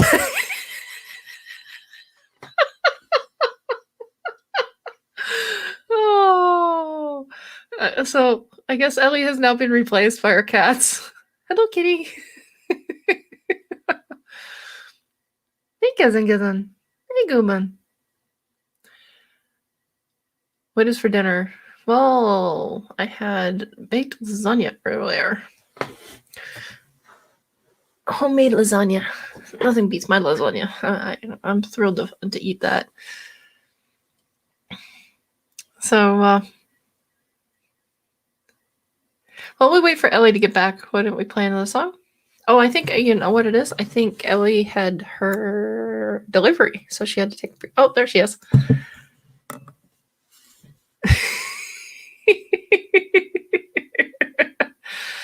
The cat nicked the chair, and I ended up on a video of Kardashian, which took forever, and it's still not even finished.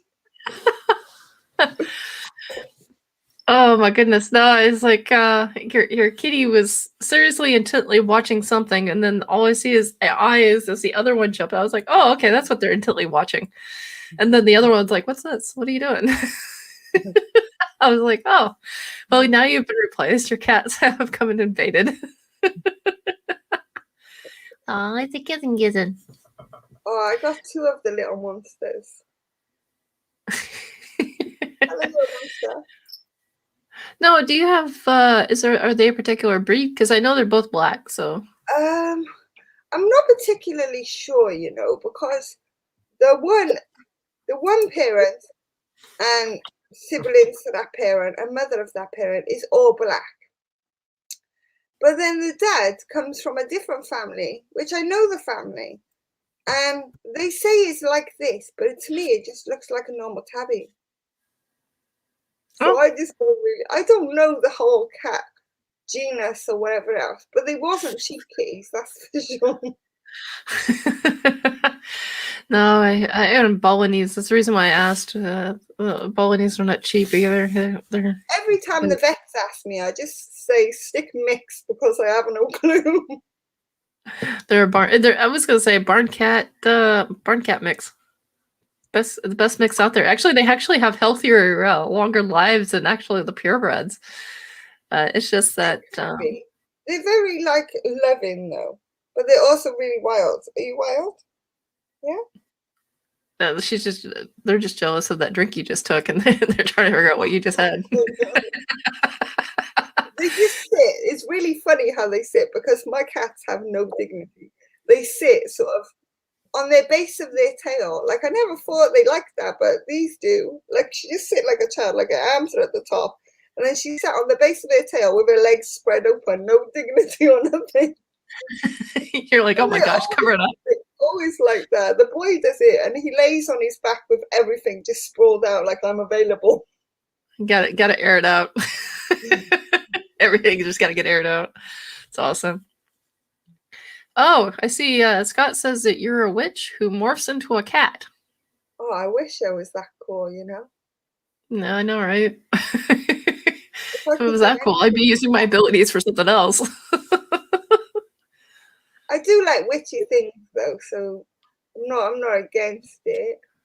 I have Moon over Miami. Shit going on. Apparently, you've turned into a cat. That's what Moon over Miami. Don't read that.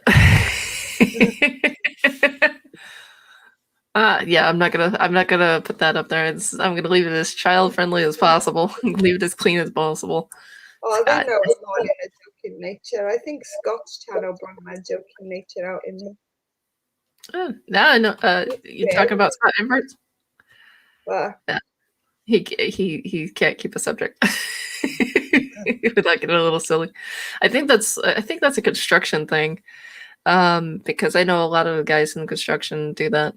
They joke about, but the thing is, at work they take everything serious, and so I think that because they have to take everything so serious at work, when they get home they just step away from all that and have a good time. Yeah, but chefs are like that too. And my career first started as a chef.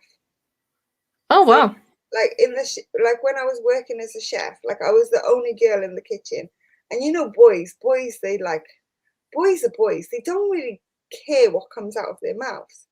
So it's just like, yeah, okay, I heard so many strange things, and then after a while they drag you into it and you become like a boy. So sometimes I really don't think like what I'm saying, like all the boys are there, and I'll say a comment as if I was a boy. No, I used to, not to sound too derogatory, I used to say that because the guys would come up and make a comment and they just really tick me off. And I'm like, really, you're gonna make somebody whose balls are bigger than yours mad? And they look at me weird, and I was like, well, look, dude, mine hung so low, and to keep him from chafing, I had to take him from between my legs and put him on my chest. And then just so. See, I can't even argue that fact. Exactly. Oh Oh, so Spider Mom 1978 says, hello, they were running errands, but they are here now. And so they're just saying hi. Yeah. I know, I said hi to Christine. Did you come to Driving. it yesterday? I think you did, didn't you? It's so cool. I love games night. Yeah, I love game night too, but the thing is, I always miss it. It's like, I showed her one time. I was like, look, I don't know if it's just the time zone that the YouTube has an issue with, because what happens is if I'm not on top of it and watching her channel directly, and it will never show up. It won't tell me that she's playing until at least 2 to 3 hours later. Yeah. And so I was like, look, it's 2 o'clock in the morning here, but it says you're live. And she just kind of laughed at it. But so, yeah, it was something else. See, I have that with some channels. Like, I think you missed it yesterday, and that was my fault because I would tell you that we were on, and I don't think I told you we were on. I was just like, oh my God, I think I was supposed to tell her we were on. It's fine. But, it's fine. oh, I was actually recovering yesterday, so. Sometimes I forget because, people are just like, and I don't like telling people no. That's my hardest problem. Like, people will be like, oh yeah, I go to this or I go to that, and I'm like, yeah, okay then, no problem, I'll help with that. When they just like throw hints nicely. I never tell anybody no, and before you know it, I'm like snowed in and forgetting about what I was supposed to do. Even if nobody hinted, and I would be like, yeah, I will message you for that. But Yep. sometimes No, I'm worse for remembering. Well, I'm worse for remembering anyway. Oh, tell me what's your love. See, my cats can't sit that long. They gotta play. They're an athletic breed that has to move consistently. It is part of their nature. Psycho. Mine are more like if I don't give them 3 hours exercise a day, they're gonna start tearing apart the furniture. 3 hours exercise, is that all? Yeah, pretty much a day. But that's the 3 hours out of my day. Most people, occasionally play with their animals and be like they go do something else, and occasionally no. This is 3 straight hours a day. They're probably too tired from running around and being crazy. That's why they're taking a nap. That would be nice. I wish mine were like that. No, mine are like 3 o'clock in the morning. It's like, hey, what's up? Wake up. Oh. Yep. So, and then on top of that, mine don't know how to open doors. So if I don't lock the front door, my neighbors will come knocking at all hours of the night or morning or day. Hey, you want to come get your kitty? It ran into my house. Crap. I'm over there. I'm so sorry. It's so bad that my neighbors know the names of my cats. Because what'll happen is my cats will run out, and because I'm not paying attention to the front door, or maybe I'm down doing laundry and I didn't lock the door on my way out, and then the cats will come meowing at their door, trying to open it. So they just hear this animal meowing and crying and trying to figure out, oh, something's wrong. So they go to open it up, and sure enough, there's this cat that's like, oh, hi, and just walks right in like they own it. So yeah, and that's all 3 of my cats. My cats are not shy. See, my neighbor's cat, well, he still does it to me. He will scratch on my front door and then sit by my kitchen window. And now I'm like, your cat's trying to get. If I dare leave that window open, because I used to leave it open all the time, because I smoke, I got normally the living room windows open and the kitchen window open, so you have the like airflow flow. I did used to go outside, but then I was in a flat and it was harder to go outside because it would mean leave the kids upstairs and go all the way down to go outstairs. Yeah. Where the flat I was living, it was like front door, main road, so it wasn't really safe to even take kids downstairs.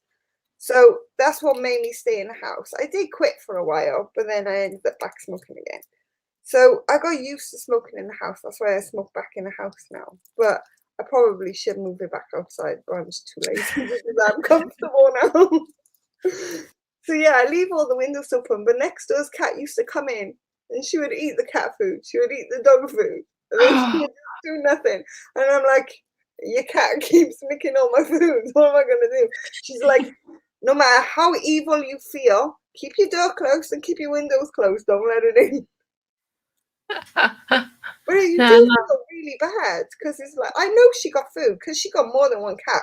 The other cats are really, really happy. It's just one of their cats always likes to come to my house. She's like, it's probably because yours are still little, and that cat is obsessed with little cats.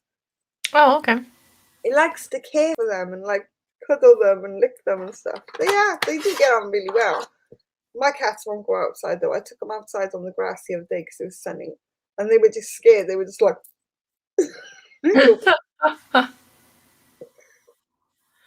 Oh my goodness. Now Scott asked if we walk them on leads. I don't do my cats on leads. You can in Sweden. That's actually a wide practice here is to walk your cats as well as your dogs. Mainly because everybody lives in apartments. So it's pretty healthy to let your cat go out and have a good walk. But I don't. Mine are very sensitive. I've got one cat that's allergic to, I don't know what in the world he's allergic to, but he does sometimes break out. And this is just recently started since last year. So it took them a long, long time to figure out that he was just having an allergic reaction. But to what we still have yet to figure out. And then he will blister out in sores. Now, mind you, he's a Balinese or a Siamese type of breed. So an Oriental breed. His long hair Siamese basically is what he is. And they have immune issues a lot of the time. So it's very hard to find a cat that doesn't have that kind of either they have bad teeth or they're bad eyes or immune issues. And unfortunately, that's the price you pay when you get specialized animals. But if you're allergic to cats, you can still come over to my house and play with my animals. They're almost hypoallergenic. That's one of the reasons why they're so expensive. how do you get a hypoallergenic animal? This is what I don't understand. Their breed is a particular type of breed that either A, doesn't produce the protein, which causes an allergic reaction, and or they're a single coat animal, which means that they don't shed. They don't have the dander shedding like a normal animal. So can you get hypoallergenic guinea pigs? I'm not sure about that, but I know there's dogs and cats. Because I had guinea pigs. I love my guinea pigs. I had them for long. But after about 6 months, I couldn't go near them. I couldn't touch them. I couldn't even be in the same room where they were in. My face would swell up. My asthma would kick in. If they went on my skin, it would look like I had hives. And it only ever happened when I went by the guinea pigs.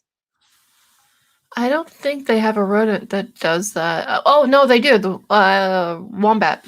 I believe the wombat actually is the not only is it the largest rodent in the world, but I think it also has no real allergy issues.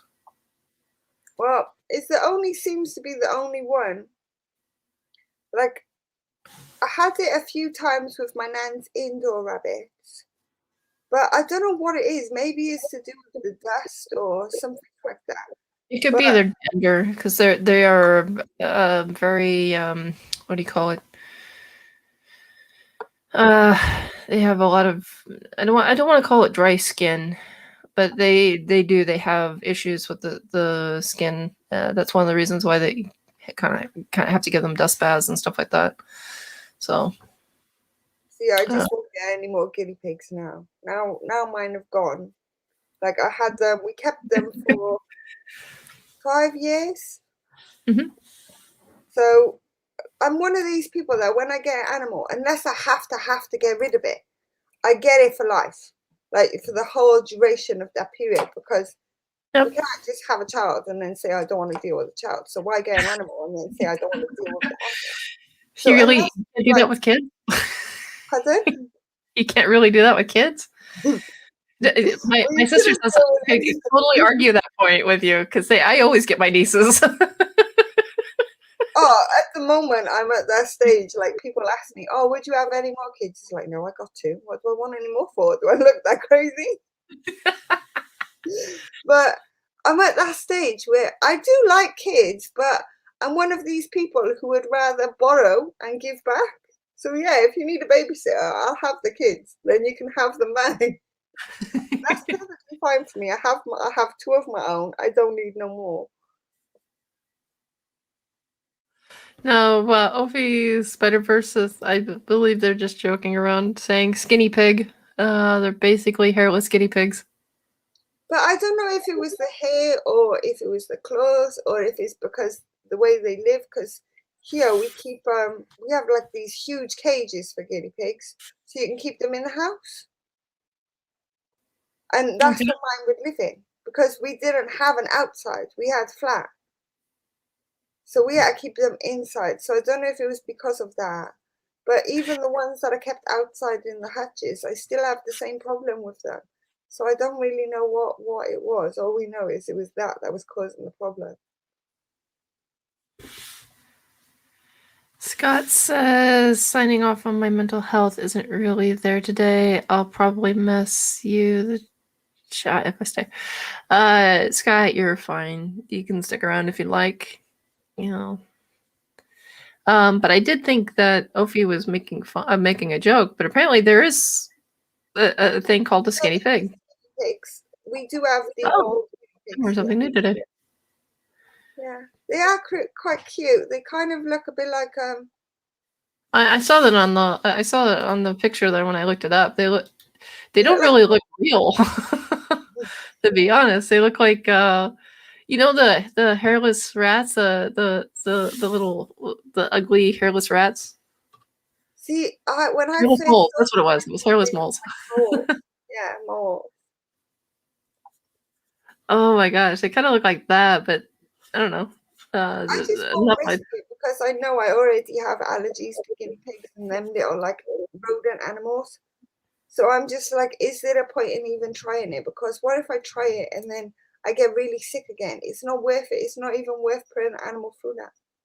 yeah. No, I completely concur with Take that. care of them with my guidance, but still, it's like not fair on the animal. Scott says that they look like baby hippos.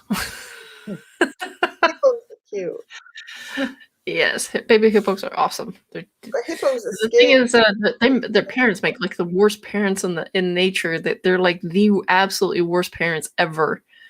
So it's just like I don't know, I don't even know how they survive. Christine, I finally found a subject I can disagree with you on. Rats are not adorable with or without hairs.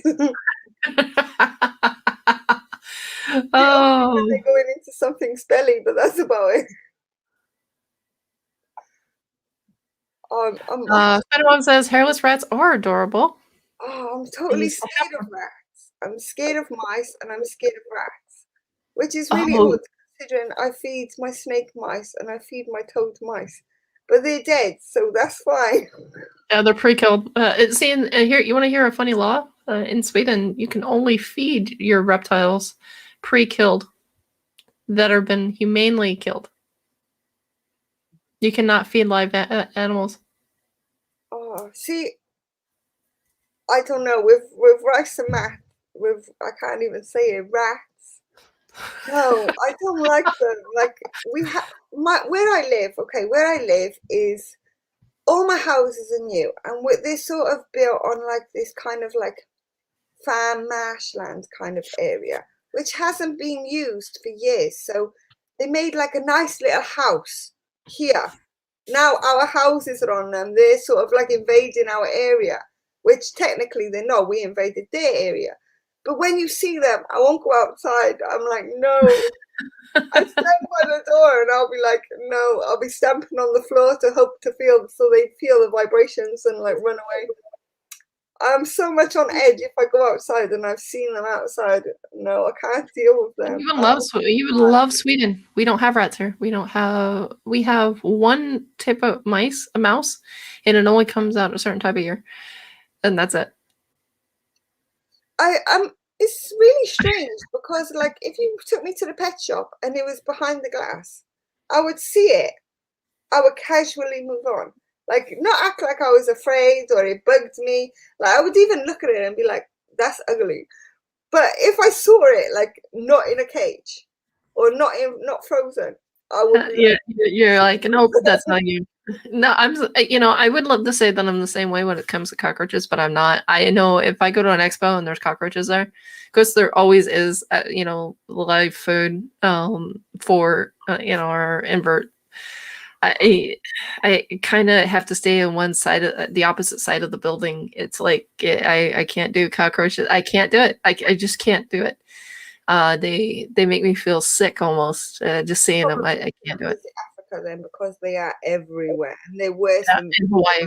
we use. And Hawaii, they're also in Hawaii quite prevalently. And let's see where else. Just no, no. Germany, they're there too. Nope. I like Sweden for that one particular reason. There's no cockroaches here. UK cockroach. There might be some, but I've never seen them. No, you guys have the German. I think it's the German roach. I don't know. Or the Turkish. It's like I know UK, most of Europe has been invaded by a particular roach. And I forgot the name of it. But in Sweden, we don't have them. There's a giant ocean separating us. And I like to keep it that way.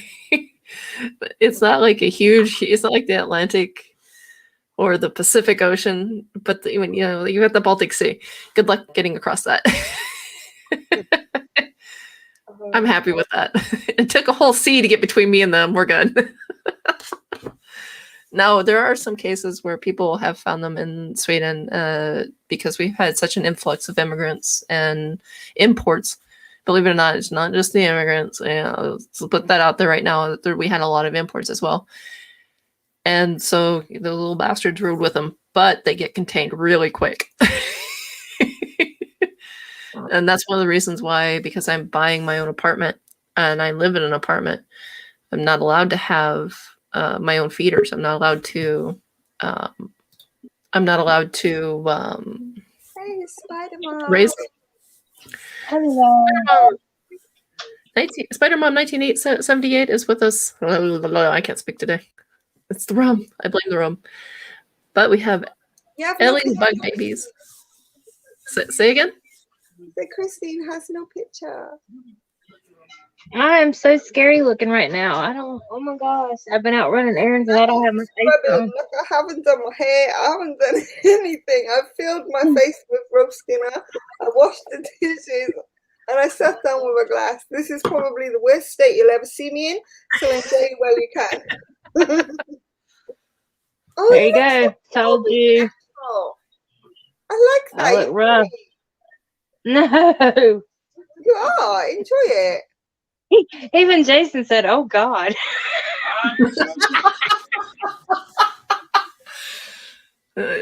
Jason must live on the dangerous side. Yeah, been out running errands, so I'm tired now. Oh, I see. Spider-Mom has a tattoo. That's the first time I've seen that. Oh, I have a bunch of tattoos. Yeah, that is the first time I've seen that. Spider-Man can be edgy too. Yes. There might be a little rebel in me somewhere. I can't really show mine because half of mine is like covered. Yeah. Then it turns into a porn show, though. Let's leave it clean. Oh, the best part was having it done because I was in Africa when I had this one done, and it sort of goes from like here down to about there. And like in Africa, we don't have like places like we have in the UK. So I had it done in a nail salon, and obviously the nail salon wasn't even like a nail salon we have here. It was more like a tin sort of building with no front on it. So the whole public who was buying their local groceries from the little like stalls that were outside on the little like wooden shelf things, everybody watched this white girl be tattooed in the middle of like nowhere. Oh my god. Funny. What an experience. I loved it. I would totally go back and do it again, to be fair. Yeah. Like, there's no animosity, like, and as much as it's in like it's sort of in a private place, but it's not, because where it is, it was still easy to cover. Like I kept my t-shirt on. I just took my one arm out and then tucked my t-shirt into my bra, as we have to wear them because we're female. So it just tucked it in, and that kept that bit covered. So it wasn't like body parts that shouldn't have been on show was on show. But come on, it was Africa. You got people running around naked anyway. Yeah. It's not like they really care about things like that. Okay, so I have a question. Since you get 3 women on here, we're all inked. Any future tattoo? Any future ideas for or wishes for tattoos? Mm-hmm. Yep. I'm gonna get at least one tarantula tattoo. I'm trying to decide what tarantula I want to get. That's the hard part. Regalis. I'm Just throwing my two trying to cents. think of one. I want to get one that's what's the word I'm looking for? I'm having one of those moments again, Ellie. Less appreciated than it should be. I don't want one that like everybody's got the same, like the P metallic and the P regalis. I want one of the less known tarantulas or the less appreciated tarantulas tattooed. You know what I mean? Davos Pentaloris one. Oh, they're so cute. But I'm not big on dwarf species. That's the only thing. Stefan Harp says, yes, love some tattoo talk. All right. See, if you ask me about tattoos, my whole body would be covered if I could afford it. Well, like for me, I gotta get this one finished because this one goes from here to here, but it stops abruptly because I wanted to finish it. And so I'm having the same thing done on the other side, and then I'm having it to go down in the middle and under, so it goes down to like towards my belly button, around my belly button, and down towards that area, so it goes like this. Yeah. That's the idea, but it will take forever because mine is sort of like a Celtic design with like a lily on top of it, so like the lily blends into the Celtic design, which makes it like manly but feminine in a kind of way. And it's quite sweet, and I like that. But I'm more of the like Celtic, like, yeah, that strong nature kind of thing. I don't like these girly things with butterflies, and can't do that. I don't either. I don't like the girly things, but I do have roses on my one arm, and then I have well, I don't know if I can show it, but let's see. I've got the roses here. That's a cover up. Oh, and then that's right there. That looks good. Yeah, and then there's my purple cow. I love the purple cow. I love the purple cow. And then that's my girls' names right there. And I've got an iguana on my back that starts at my shoulder blade and then goes around, and the tail whips around on my waist. And then I got a bat spider on my foot that needs to be done. I've got a gecko on my right leg. I've got Harley wings on my left thigh back in the day when I was gonna get one, but I never did get a Harley. I've got an Undertaker logo on the back of my neck because I'm a big Undertaker fan. And let's see what else I got. I'm trying to think. I don't even remember now. It's been so long since I got one. I'm trying to remember what all I have. See, I haven't got too many. I've got my daughter here. Here. Yeah. And then I've got, which will be easier. I've got the same on both. Ooh, cameras. Sort of, I can't even turn my hand anymore. Like, there you go. There you go. I've got that on both hands. Like the other one is sort of buried under here. I don't know if you could see it. Just there you go. So I have them ones. I'm obsessed with sun, moon, stars. Like I always have been since I was little. And water. So I want to get them finished. I want it because I'm gonna get them carried on up. And yeah, apart from that, I don't know. I don't really see putting animals on my body. I don't see that. I only just about managed the lily. And the only reason I did that was because I kept getting complained that, do you not think that's a manly design? You know you're a girl. You know you have boobs and you're putting it on your chest like a man. I'm like, so? So lilies were my favorite flower. So then see, that's cool. I would do that. No, okay. Yeah. Now I got a question. I've got to get that did that finished hurt? How much did that hurt? without cussing a lot. That is like one of the worst spots to have tattoos. Well, especially up here, especially where it's not filled in yet, and it's not filled in yet for a reason because it hurts so bad, and I'm like, I'm such a puss. I'm like, I don't want to go through that again, but that's why it's not filled in yet. No, yeah. Just take some nice bottle of drink, to accompany you, like tattoo and a bottle of drink. Works. That's just it. I can't drink to numb the pain. I can't drink. See, I didn't find that it hurted, but I found for me, when you don't know what to expect, I find that got me worse than, okay, so it's like that, no problem. I don't find they hurt that much, but I think after about sitting there for about 3 to 4 hours, it will start burning. Like somebody scratching you over and over and over again. Oh, we lost her for a brief moment. Moon over Miami says bottle blue tattoo. One of us should get one. Green bottle blue. Yeah, GBB. I wouldn't put it on my body. I just about put it in a box. Stefan Horup says inside the bicep is seriously painful. I don't know about that. Oh, Spider Mom is back. Welcome back. Wrong button. Oopsie. I don't know. I'm not one of these people. Like, to a degree, I'm carefree and I'm out there, but to another degree, sometimes I could be like quite conservative. So when I think about having a tattoo, like all the tattoos I want are on body parts that are covered most of the time. Yeah. I just get it to suit me, not to say, hey dude, I got a tattoo, what do you think? Or hey ma'am, I got a tattoo, what do you think? Like, that doesn't do it for me.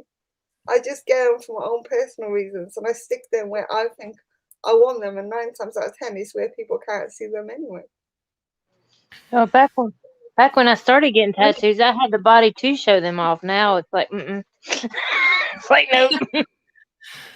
No, I Rocking a remember mom bod for the rest of my life. No, I remember volunteering at a nursing home when I was much younger. But it wasn't a retirement center when pensioners want to pay, basically get the discount for basically their age. It's like a retirement center. I can't explain it.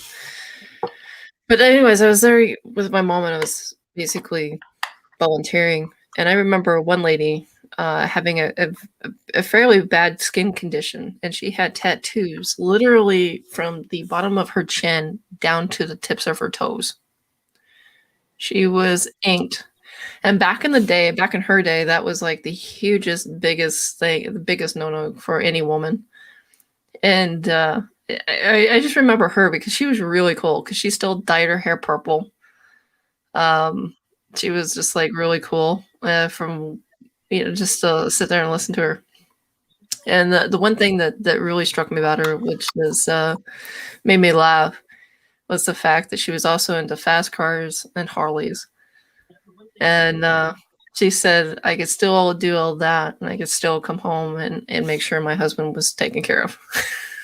Yeah. So I don't know. I just like I don't think tattoos are very defining of the person. I think they're just like the basic body art to show off the way we used to be and how we are.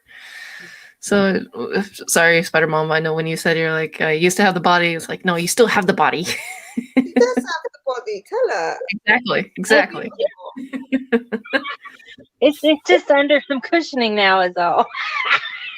That's not cushioning. That's comfort. No, Yeah, that's why my dogs at midnight love laying on my belly. It's so comfortable. And you're happy. Look at you. Look at that smile. Look at the glow. Enjoy it. Grim. Here's your Bobby. Here's your Bobber. Change because of other people.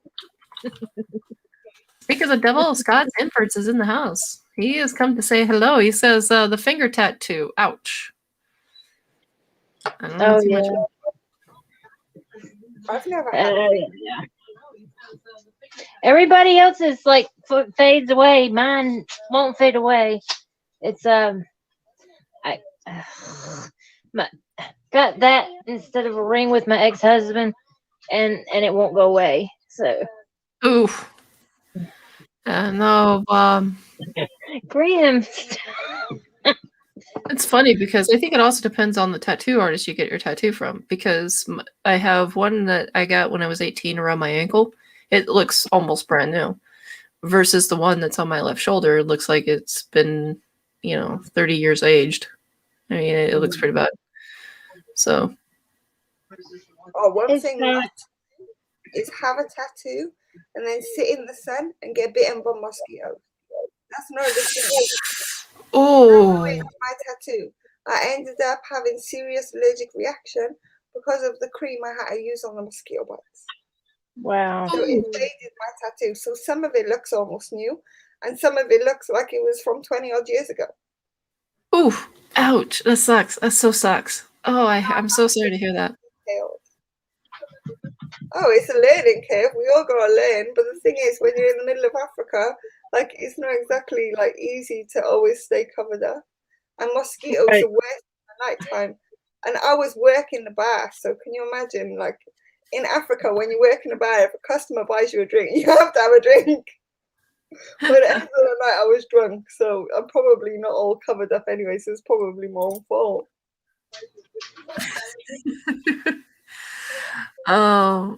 So we've got quite a few people still left in the house today. We've got Scott's Inferts, Moon over Miami. We have Spider Mom, Ellie's Bug Babies. We have Stefan Horup. So far, those are the only ones talking. So, ladies and gentlemen, if you want your shout out, say hi. I've got seven watching. I can see that. Yes.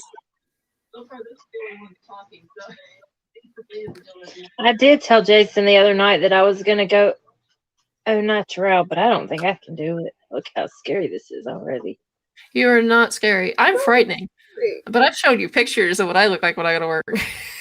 You're beautiful. You hush. You're beautiful. You know what? I haven't done shit since lockdown. Like on my eyebrow strips in the cupboard, they've stayed there the whole time. You have like the third brow going on. Yeah, unibrow. I'm one of these people that, like here, it doesn't really grow too much, but like the only places that actually grow is my armpits. So they're the only places I need to take care of. My legs don't grow. Nothing else grows. It takes forever. Take it off. Oh, Scott Invert says bottom of his fingernails inside the little finger was painful in both legs.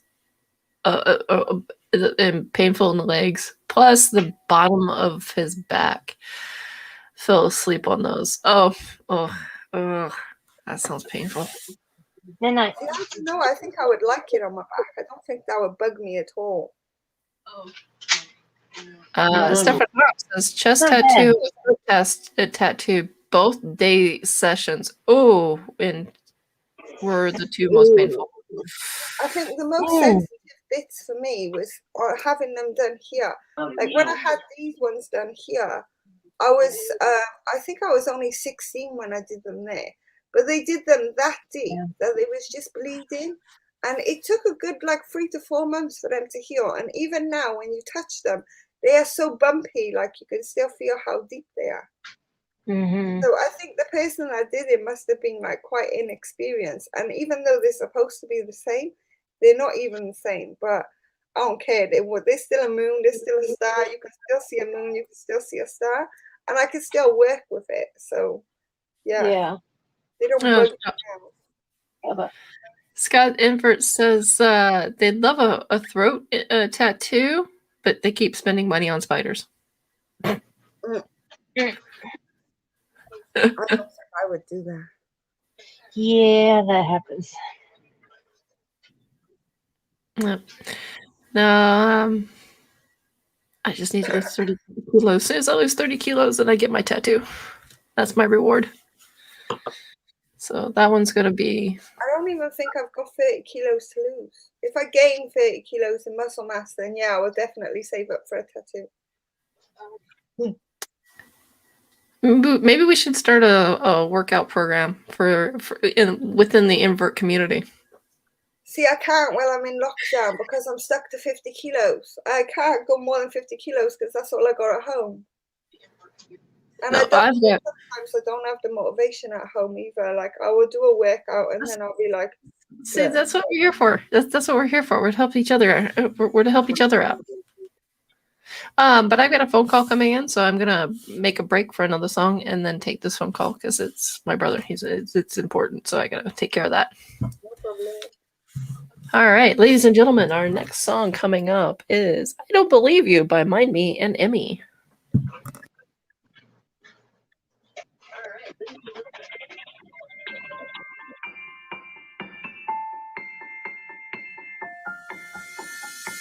I don't need no one to say you're complicated, 'cause I knew from the start this might be overrated. It's so typical, you wanna give it one more try, even though if your mind is telling you it's all a lie. I gotta wake up, this might be a breakup, 'cause I don't believe you when you say that you miss me. 'Cause where are your actions to prove me you're different? When I say I need you and you head the direction that's leading away from me, baby. I don't believe you, no, I don't believe you, no, I don't believe you, no, I don't believe you, no, I don't believe you, no, I don't believe you, no, I don't believe you, no. One thing I love about you is your dedication. It got me dreaming at the station. On my way home, oh, I gotta wake up, this might be a breakup, 'cause I don't believe you when you say that you miss me. 'Cause where are your actions to prove me you're different? When I say I need you and you head the direction that's leading away from me, baby.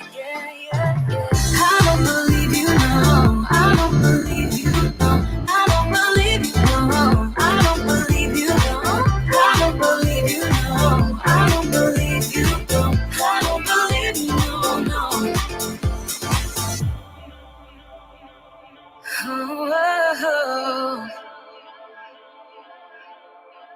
Oh, I gotta wake up, this might be a breakup, 'cause I don't believe you when you say that you miss me. 'Cause where are your actions to prove me you're different? When I say I need you and you head the direction that's leading away from me, baby.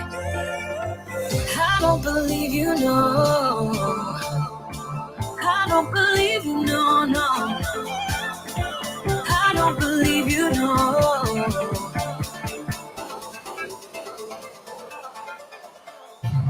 I don't believe you, no, I don't believe you, no, I don't believe you, no, I don't believe you, no, I don't believe you, no, I don't believe you, no, I don't believe you, no, 'cause I don't believe you when you say that you miss me. 'Cause where are your actions to prove me you're different? When I say I need you and you head the direction that's leading away from me, baby.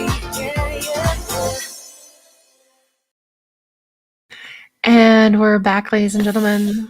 That was I Don't Believe You by Mind Me and Emmy. Spider Mom, what do you have in your hand? I've been trying to get your attention to ask you, what is that? Is that it's a unicorn? Unicorn. The unicorn Jason got me for Valentine's Day. Aw. Yeah. Congratulations. Have you named it? No, I haven't named her. What's your name her? Oh, No, I Ellie's haven't. Skull. I'm a drink behind. Hold on. Jason's like, you haven't named her? I was like, no.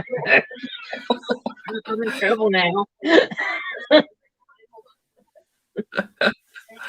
Oh, so Scott inverts is Scott is having a good time. If he ever decides to come on, you're more than welcome to come join us, Scott. He says that he uses Tara's razor all the time because she uses his all the time. I think it's like a number one fight in this house. Is like, whose razor's whose, whose mouthwash is whose socks are whose. So yeah, it's like the biggest fights in this house. Whose food is whose. That's the biggest one right there. If I cook it, I eat it. It's mine. That's the number one rule. So we're gonna hold on we're gonna hang out for about another half hour, and then we're gonna call it quits. Ellie Bug Babies, I wash more than you. Oh, I'm just gonna leave that as that. I'm not gonna read that out loud. Oh my goodness. So it's good to see everybody. It's good to have everybody on. Everybody out of their shell. Even if you Scott would give you a dirty mouth, no problem. It was so funny. Tony Webb, even Tony Webb is like, good evening, all. Tony Webb is finally with us. Hello, Tony. Welcome. Hey, Tony. Oh, so let's get a little more into the invert side because we got a little sidetracked with the tattoos, the hygiene taken care of, the weight loss taken.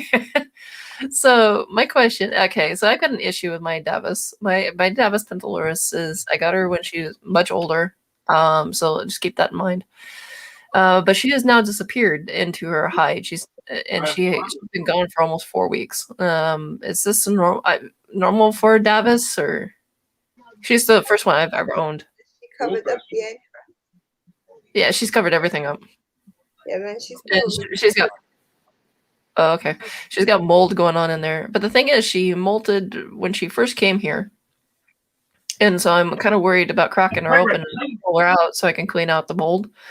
Because she hasn't thrown out any of her old crap like a normal tarantula would do. So I can see through the bottom corner that there's, she's got her mold garden going on. But is the mold next to where she is? Can you take it out? It is. No, I can't. I have to rip out everything.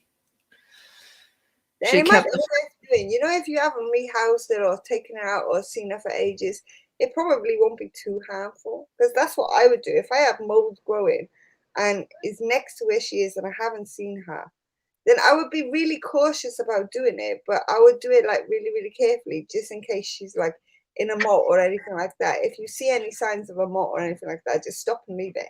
But if there's no signs and she's all right, then it's okay to continue. That's what I do. Well, the thing is, I'm a little concerned because, like I said, I haven't seen her for 4 weeks. She molted when she first came, so she was a full adult, and she came here 4 months ago. So it's not like she should be molting again, but she wasn't bred either because that wouldn't have made. Huh? How much? I feed her about once every 14 days because she doesn't eat any. She'll waste her food if I don't. See, mine are greedy, but if mine are filled up, they also do that. And even like they will come out when they're hungry again. Yeah, I thought that's the same thing with her, but nope. She prefers to basically eat and sleep and drink everything right there. If she doesn't even come out to see her water dish or get the soil, I have to actually get the water near her webbing. So I don't know. I don't know if it's because she's pretty much coming up close to the end of her life, or I don't know exactly how old she is. I know I got her as an adult, and she used to be a breeder for this company. So Okay. I like I said, I don't know what's going on. No concern. That's all. And my Lasadora Parahabana, the one that was supposed to be pre bred before I bought her. She's laying down. She's being weird. She refuses to lay down webbing on the flooring. She's webbing between the top of her hide and the glass, and she's refusing to go down into the flooring. Which, okay, she's just a weirdo. I got it. I get that. But now it's getting really super thick. The webbing between the two. I was like, are you about to molt? Or are you about to lay? I don't know what you are doing. Make up your damn mind. My boy didn't mind. My boy wouldn't molt on the floor. He molted up high, but he sort of made like this like hammock version of it. Yeah, it's kind of what it looks like. It looks like a hammock. I don't know if she's getting it because she stopped eating altogether. She has stopped eating. And now, mind you, she's so big. What I'd do is I'd give her like a cricket and a superworm, or 2 crickets or 2 superworms, and then I would feed her a one about every 4 or 5 days, and let her get up because she's huge. She is pushing 17 and a half now centimeters. I'm trying to think how much a superworm and crickets are together, because I feed mine on hissers, and mine has a hisser every 2 weeks. Huge. Yeah, no, mine are pretty small. So, because I told you I can't raise my own, so I'm at the mercy of the pet store. Yeah. Mine is so greedy. Mine will just eat, no problem. But mine is made a best friend with one hisser. There's one hisser in his tank. If the spider goes, the hisser goes. If the hisser goes, the spider goes. The spider never attacks the hisser, and it's never vice versa either. It's like they made friends. But if you stick another hisser in there, the spider will eat.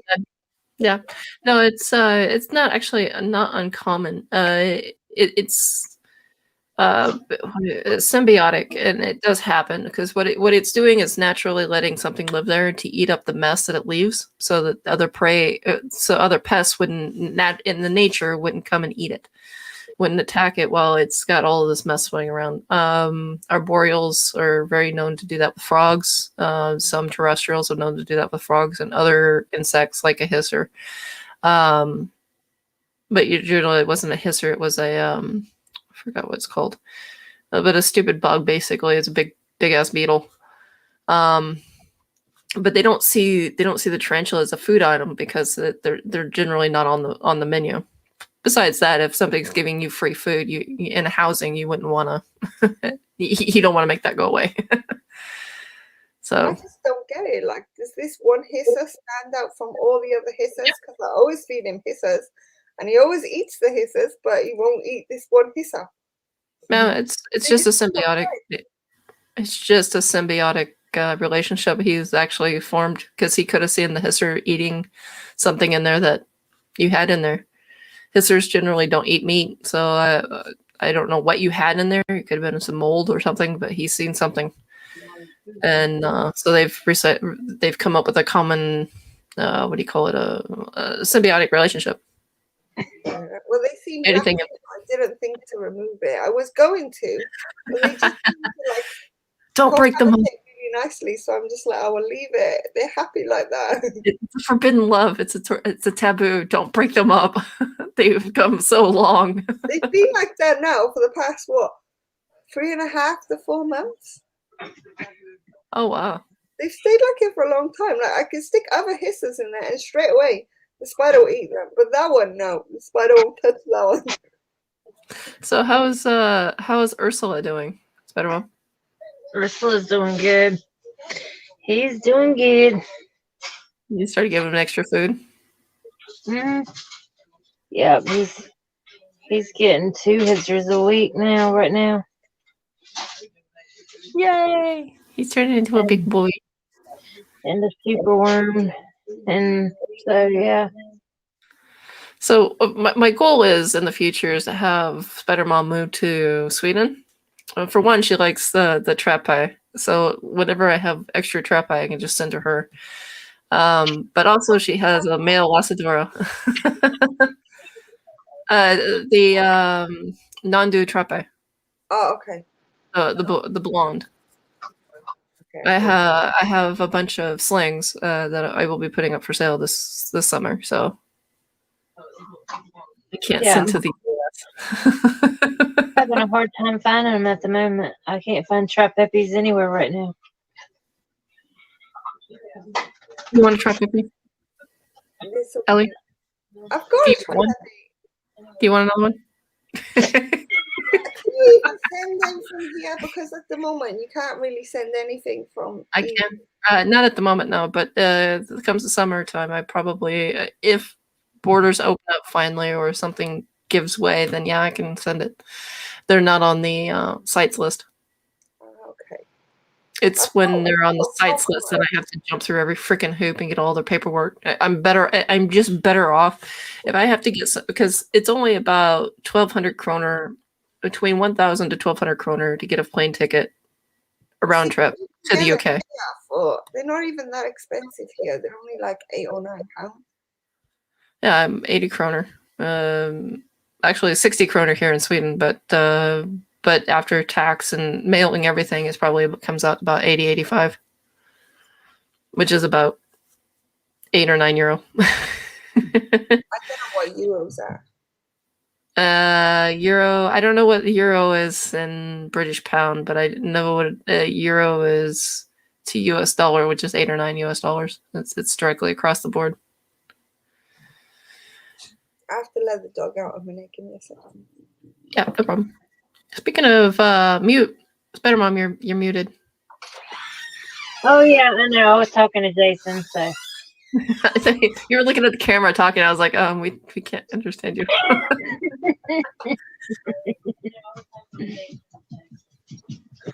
trying to get Midnight to come over here so you can see him, but he's being stubborn. Oh no, my favorite black kitty. Yeah. Moon over Miami says they think they saw a video where they are hibernating for months unless she has basically unless she's impacted. I don't think she's impacted. There's poop everywhere. It's part of the reason why she's got mold down there.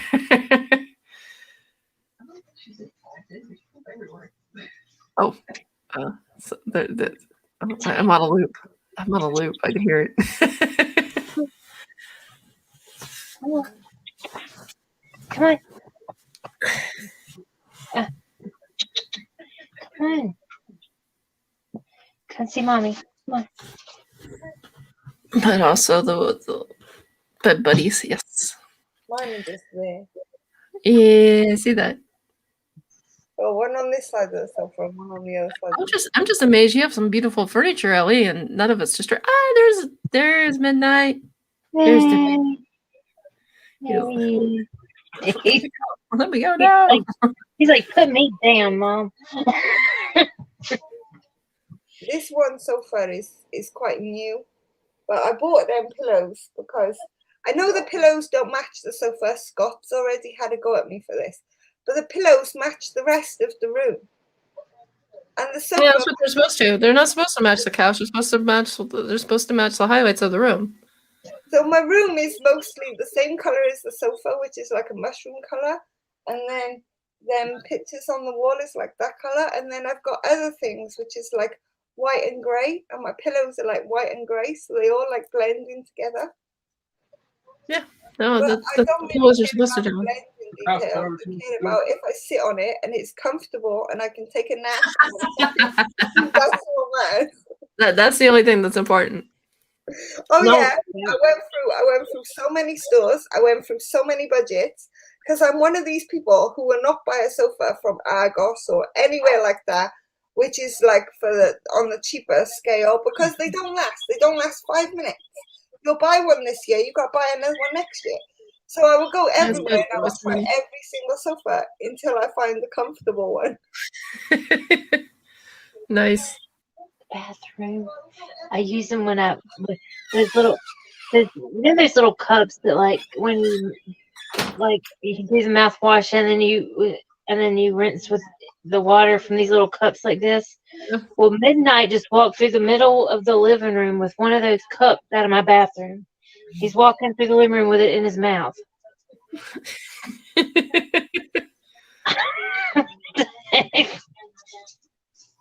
You are one weird cat. Mine do Of that. course he is weird. Mine can run That's around weird. with their food dishes in their mouths. I don't know how, but they do it. Mine don't do anything like that. Mine just bring me mushy, wet toys. Oh no, this is something I have to tell you.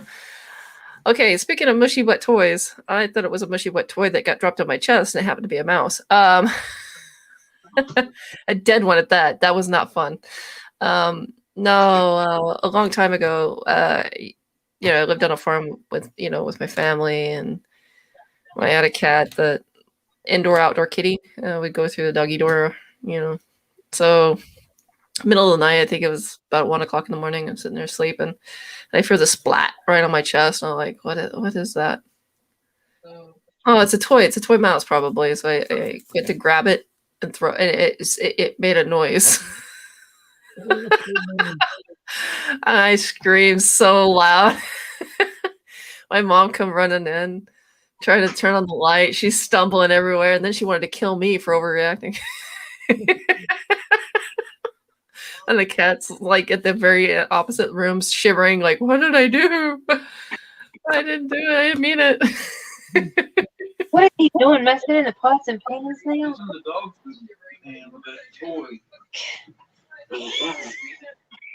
He's wired up tonight. Oh my goodness. I think mine is still taking a nap from their roast dinner. They had chicken, they had beef, they had ham, they had cat food, they had cat biscuits. Oh my goodness.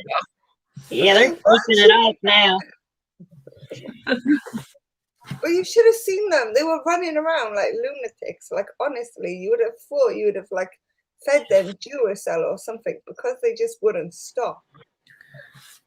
Yeah, now they're proudly cleaning themselves. Yeah, and sleeping. Yep. I got the girl one watching the boy one, like, don't move. I didn't tell you can move, kind of thing.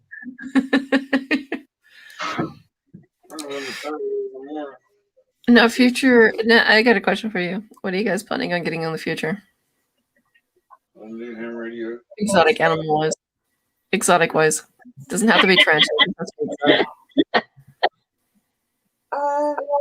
I don't know. I still got a tank free upstairs, and I wanted to get a Mexican king black snake, but before I can do that, I think I need to get more space. I think that's my biggest factor. I'm not sure if I want more spiders, unless they're Gramastola. I got a thing for them. Okay. What about you, Spider Mom? I want Nandu Trapepi, more Panthos, and more Morphomictibus. Yep. That sounds good. Because I just saw a T. Celadonia for sale.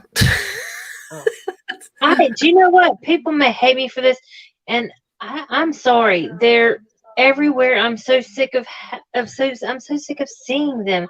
Just like everybody, people are gonna hate me for this, but I wanted an inbound Bori so bad, like months ago. But now they're literally everywhere. I'm so sick of even seeing them, and I don't even own one. No, well, not just in general, because everybody's got the communals, and that's fine with them. But they're just so everybody has them, so I don't have the urge to have them anymore, because literally I see them everywhere. The same way with the little Brazilian jewels. I mean, I'm not gonna pay that much for one anyway, but they're literally everywhere. I'm so sick of seeing them. I really am. There's so many more beautiful tarantulas in the hobby that we're forgetting about. Oh, absolutely. I've never wanted a Belfori. I think they're too much. But Scott Simpert says they're going to go. They're going to say goodnight to everyone. They will be with us the whole show as Norm next week. And then, P.S., get Facebook. I think he's telling me to get Facebook. Nice out. Good night, Scott. I don't think I will go crazy with Balfouri like other people have, but my little boy really, really wanted Balfouri, so we got free. Aw. We got Yeah, free. no, Balfouri, if I remember correctly, they're good to have for communal if there's not too much space for them to get territorial with. Yeah. Is that true? Mine is still babies, so I don't know, because when I bought mine from another YouTuber, which is like, he's really fantastic. I love watching his videos. He's got so much good information. Give him a shout out. Who is it? Dave's Little Beasties. Okay, I'm gonna have to look them up. I'll probably, remind me and I'll send you the link. His channel's really cool. You know, once you watch Dave, you'll be zoned in on Dave because he's got so much information. Nearly everything, like, it's not the first spider I've had from Dave. Dave sent me a pecan bridgie baby as a gift, absolutely free, my first gift ever. And it went from being this big to being like, I said it to Spider-Man the other day, it's like huge, it's so big. And it's got like this green color on it and it's so nice. But yeah, I bought Balfouri from Dave and I got 3 Balfouri, all from the same egg sac. 2 of them are slightly bigger and 1 was slightly smaller. I've seen the biggest 2, but I've not seen the smaller one. So I don't know where that one's gone. It's better. Still alive. Ophi's Spider-Verse says they've got 1 juvie and 5 sling communal. Now, see, one of the reasons why I don't want a Balfouri, mainly, well, I have cats, so I try to stay away from the old worlds as much as possible. And I do like them. Don't get me wrong, I do have them. I mean, I have 2 Regalis, an Escal, and a Meridonalus. So, I mean, I do have them. But I don't know. Just I prefer my old world, my new worlds. I think they're prettier. I think they're brighter in color. Overall, better natured. In general, there are some that aren't. Really, really pretty. Like, you can't say they're not. Let's say. Huh? I said some of the old worlds are really pretty. Oh yeah, no, I'm saying they're more colorful. The old worlds or the new worlds tend to be more colorful than the old worlds. That's what I was saying. See, I've only got, as far as old worlds go, I've got the Balfouri, which for some reason I don't class as an old world. You know, it's just there. I sort of forget about it. It's there. Like, it's just because it sits with all my terrestrial tarantulas, so I seem to just class it as them. And then I've got the baboon, the Viahoan baboon, which seems to pretend like it's a boreal and not boreal. And then I've got the 3 Poeclotherias. And that's as far as I go for old world. I did add others, but that's all I got left. Well, I also have Heterothelia villosa. And yeah, no, I have to tape that. I have to tape the edges down on that one. That one, we've discovered as Spider Mom helped me out. We discovered he's hooked out, and that's one of the reasons why he stopped eating. Well, now he wants to escape to go visit all the girls. So it's like, nope, the edges of your enclosure are now taped. You know, enclosure-wise, does anybody use Exoterrace? Yes, I do. Do you keep the mesh on the top, or do you change it? Yes. No, I keep it on top. There's one tarantula that is giving me a little bit of a hard time, and it's not because she's getting stuck in it. What she's doing is she's chewing through it. I got a feeling my LP is doing the same thing because I've also got a background. You know, that like polystyrene background. Yeah, I take those out. I don't leave those in. I made a mistake of leaving those in one. That's the thing. I didn't really know a whole lot about it when I bought the extra palette. It was already in there, so I just left it in there. And now, like, he's made a hole in that, and he's climbing up to the mesh, and it's like he hangs on the mesh, but he hooks his teeth in it. Yep. And I'm just like, what do I know about he's that? He's chewing the metal is what he's doing. He's having a good time. Should I change it? Just keep an eye on it because once they make a hole, they can get through it pretty quick. But it takes a while to get to make that hole. See, So that's why I have. what I do is I spray him with water, because if you put water on there, he just moves away really nicely. Yeah, I would refrain from doing that because for one, it'll rust over time and it'll make it easier for him to chew through. It'll rust. And yeah, it'll rust. See, Number not- 2, I would think though, like if they're using metal for animals, it's then not stainless steel. steel, steel It- something like that's suitable. It's not stainless steel. It's not. It's just a normal steel. Oh, I'm definitely gonna change it. Yeah. And then second of all, what you'll do is you'll start giving him water droplets to drink from. So he'll think that's a source of water. So he will double down on what he's doing. So that's the reason why you don't want to be doing that. That's why I use the water, because like with mine, if I fill up the water dish or anything like that, he moves away from it. So that's why I thought, like, okay, if I put water there, he might move away from it. He'll move away for a brief moment and then come back to drink the water droplets because then he knows it's a source. See, he's never done that. So I just thought, like, like, is it like with all your other animals, like, okay, if my dog is naughty, I can like squirt it with a bit of water, they will run away. And it was the thing with the spider. If I fill the water dish up, it would run away from the water dish, like it didn't want to be near the water. So I thought if I sprayed the top of the water, it would run away and not bite the top. So I was like, okay, maybe it's a natural thing with animals, but now I'm hearing something different. Yeah, no, what it is the little squares in the mesh, the little holes, they'll actually, the water retention will hold. And so it's easy for them to drink off of. I might just change the whole metal altogether, because it really makes me feel uneasy. And I'm glad I brought the subject up, and I'm glad you fixed the situation, because I could have carried on like that, not knowing any different. Yeah, then you've got a tarantula one morning that's out. He's I see. okay. He thinks he's a parrot. Yes. You can do that with your dog. If I did that with my dog, I get squished. He's standing on my boobs, and it's like, God. No, It's like one of these little cool, like sprinty dogs, though. You know, the ones you can like send for rabbits. Yeah. Like a little spaniel. no.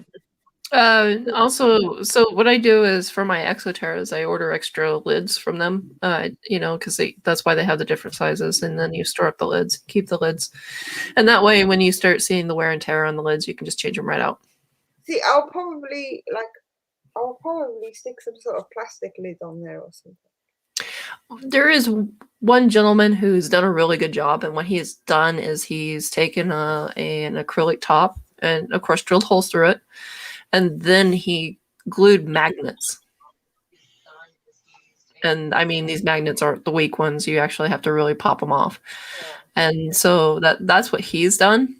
But I'm not that handy. So I'm like, yeah, I'll take the more expensive option. What are you doing, Sadie? But I was just gonna cut the sheet of acrylic so that it slots in the same place as the metal mesh, and then the clips to clip it down, because it has the turny clips on mine. Yeah, make sure you gouge that, because if you don't make it slide, it'll catch. Spider Mom, do you have exoterras? Yeah, and I do have the mesh on top, but I've been talking to Jason about we're eventually going to switch them out with acrylic. Have him cut the acrylic and drill the holes in and all that stuff. Can I borrow Jason? Not because I'm worried about him getting out, but because the cat did a number on a few of them, and so yeah. No, I had a beautiful lid, and then my cat decided to sit on it. Yeah, that's what one of ours did. Not Midnight, because Midnight's innocent. It was the other cat. Midnight is never innocent. Get you fooled. No, my thing is, okay, now I have a question for you guys. I keep filling up the water dish. I've got a problem where I fill up say like my LP's water dish, and almost within a day it's completely empty. What am I doing wrong? It's not a leak. It's solid plastic, so it's not a leak. So what's going on? How wet is the tank? Like, how wet is the soil that you keep it in? It's pretty wet. I mean, it's soaked it up all. I mean, it soaked all of it up Try drying it out. before I add more water into the water dish.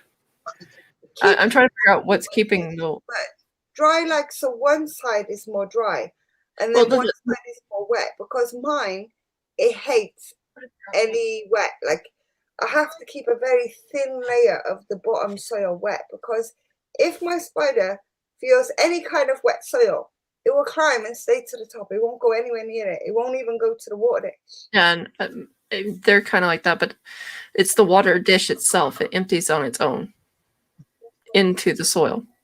Do you have any soil or anything like that hanging over the water dish, or any particles that are getting in there? Yes, I do. That's why. Because it will work like, you know, if you have a paper cup and then you get a string and you have another paper cup and the water will transfer. It's like that. I've never heard of that. It's absorbing it like a sponge. Really? Yes. Because it's just like a. Then how am I going to do that? Because they keep throwing soil into their water dish. See, I raised my water dishes up quite high, so that is, if they chuck the soil in, then the only soil that can absorb the water is the ones that are in the dish, not the ones that's underneath the dish. Okay. Well, it looks like I'm going to have to do some stuff tomorrow. Not rehousing, but rearranging tomorrow. Because that's driving me nuts. I'm like, why are you so sopping wet? Why is the water not staying in? Because I get with my regalis. My regalis is almost right. I mean, he's sitting next to the heater pretty much. But I mean, with the fans going, he doesn't overheat. I know because I've got the thermometer there. But it is pretty arid in there. But he seems to like it. I've tried to give him more humidity and he stresses out. So I'm just going, he likes it dry. Just leave that. The other one wants the humidity. So go figure that one out. My SCAL likes it dry. But I heard they like it dry anyway. So all the tarantulas that like it dry are pretty much next to the heater. And so I understand them drying out within a couple days. Especially between the dry air, the fan, and the heater. The water's not going to stay there. But with the other ones, it's just like and it's not just the LP. There's a couple other ones that is driving me nuts. It's like, are you kidding me? And then I have the one. A lot of them. It's not the fact that they need to be dry or wet. Most of them, I find like to be more dry. But it's the humidity that you got to keep high. So what I tend to do is I increase the ventilation, but keep the amount of water that I stick in the same. So like all down the side of my tanks, like all down the sides, because I have, I use the boxes a lot, and I'll put holes all down the sides, and then at the bottom where the soil is, I'll put at least one hole in the middle of every big piece, so that the air goes through the soil, so it helps it dry out as well. And that way, it keeps the spider happy, and you can increase the humidity as well without molding. Okay. Ophi Spider-Verse says the same thing happens to them. So I'm glad I'm not the only one. Like an ongoing battle. Yeah. I think lots of it is trial and error, though. You know, we all hear you should do it like this, you should do it like that. But we don't all have the same humidity in our area. We don't have the same temperatures in our house. We all live different ways. So you've got to find the right way that suits you and your animals. And yeah, you can learn tips and tricks from other people. But like, is that necessarily right for your temperature, your humidity? Oh yeah, no. Where I live, we have zero humidity. So see, mine changes from day to day because of the weather outside, and I keep my windows open. So like if we've had a rainy day yesterday, today is going to be so humid from where it's all drying out and being absorbed. I live in Sweden and it's good weather here all the time. I live in the middle of Sweden where we get all the our wet weather goes up north, and so we get all the runoff from all the rivers. So we don't get the storms like everybody else gets. I haven't heard a thunderstorm in a couple years. Let's put it that way. Oh, we're always having them. Ours is off and on all the And time. then same with the snow. It stacks up to a certain degree, and then that's it. And then we don't have earthquakes. We don't have high winds. We don't have a lot of the bad weather. And so it's just dry. That is the problem. You get the cold air off the Baltic, off the ocean, or the hot air, and the hot air is not humid. By the time it reaches you, it's completely dried out. So it's just like, oh, it's a pain in the butt. But I can say this much: when it does rain, which is rare, but when it does rain or snow, my tarantulas, all the slings have to bolt all at once. Yeah. Since the weather pattern changed, mine does that. To be fair, some of mine do that. Now, if I remember correctly, Spider Mom gets the worst of the humidity. How is it for you over there with your tarantulas? Well, in the summer here, the humidity's through the roof. What is it? About 90-some% humidity. Yeah, if it rains, it's 99% humidity. It's crazy here in the summertime. But the humidity isn't an issue for me here. I don't do anything extra except maybe there's a couple of them that I add a little more like a little more water to the substrate, but it doesn't. I'm not having to do anything extra to add humidity to my spiders. I have to have a humidifier. I'm so jealous right now. I have to run my humidifier in the summertime. It's not fun waking up at 6 a.m., taking the dogs out, going on the front porch, and just breaking out into a sweat just from standing there. The humidity sucks.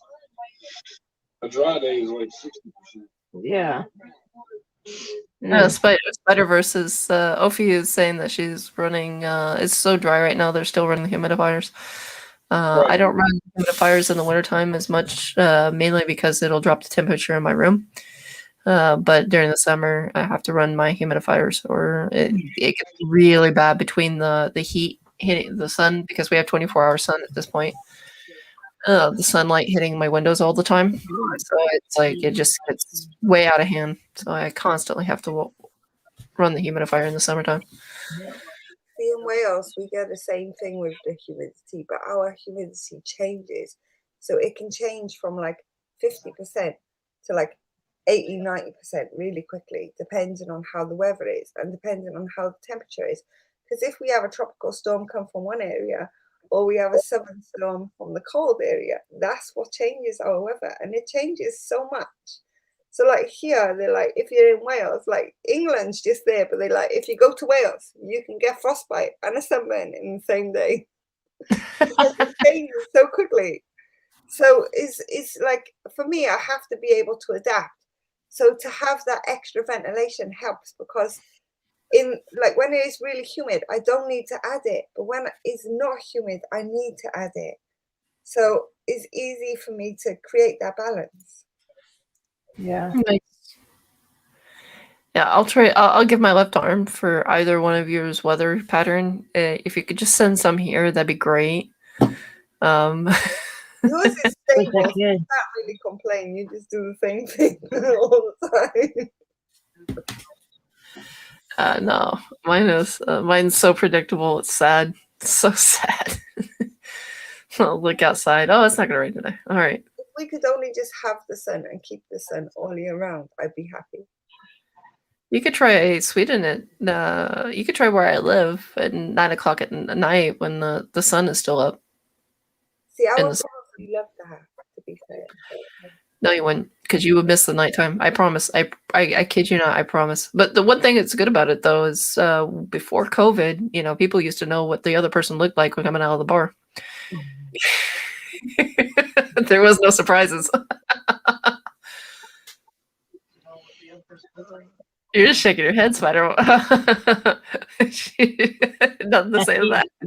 I ain't saying that. I may or may not have made one or two mistakes in my life. Come out of the dark bar and go, oof. Yeah, I'm sorry. I forgot I had plans. I'm sorry. I gotta go. Oh my goodness. What am I gonna do with you, woman? Well, Like a great ball of fun.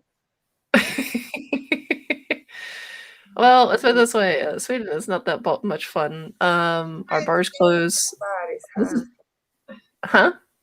I said, just trying to get me in a bar is hard. Let's put it this way. I prefer to go to Wales. What time are your bars close in Wales before COVID? It depends what bar you go to. You have them like local, what we call pubs, you know, them family places that it seems like everybody got to go to or they lose their minds, but I never really see anybody in them when they're open. So we have them, they close at 11.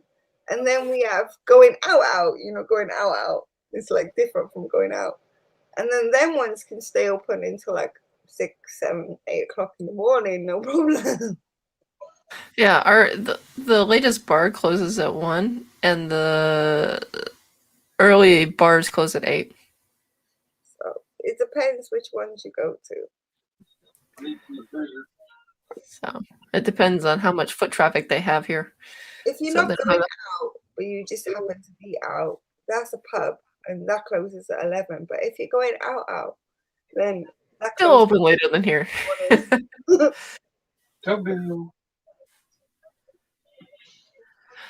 All right, well, we are on our 3-hour mark, ladies and gentlemen. So I think we're going to call it a close. I'm going to play the one last song as per tradition. Thank you guys for so much for being here and giving me some company, especially on an unplanned Friday. I'm so sorry I wasn't here Wednesday, but couldn't be helped. So we'll let it slide this time. Don't let it happen again. Next time I'll be on with my with an EpiPen, just like shaking. I'll be in the ER. I have to do this. Spider Mom said she's gonna beat my ass if I'm not there. Sorry, you're just gonna have to suck it up and be here. I'm sorry. The doctor's saying she can barely talk. It's swollen. Just kidding. Oh, anyway. Thank you guys for being here. I appreciate it so much. And I had a great time tonight. I hope you guys had a good time. Everybody who has stayed on for this long, thank you for being here. We love you guys. Thanks for being patient while I washed my dishes the old-fashioned way. I don't have that problem. I love that problem. You know how much electricity I save? It's totally going green. Yeah, but see, the thing is, here in Sweden, we don't pay the water bill, so we just have the electric bill. It didn't take me long. So you just have one bill. It's okay to pay the electric here. Oh, anyways, good night, everybody. I'm going to play one last song. Our last song of the night is Best Bad Thing by Wake Up and Mia Furman. Thank you, ladies. Bye-bye, y'all.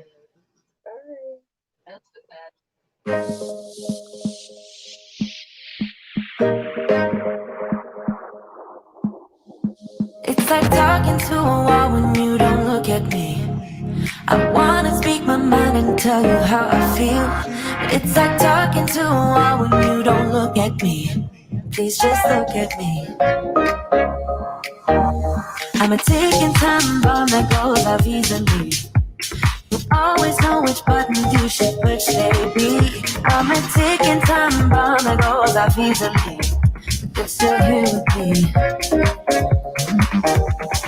We're drawn to each other. We try to break it off, but we return to each other. You're the best bad thing that has happened to me. Yeah, you're the best bad thing that has happened to me. The best bad thing that has happened to me. You're the best bad thing that has happened to me. You're the best bad thing.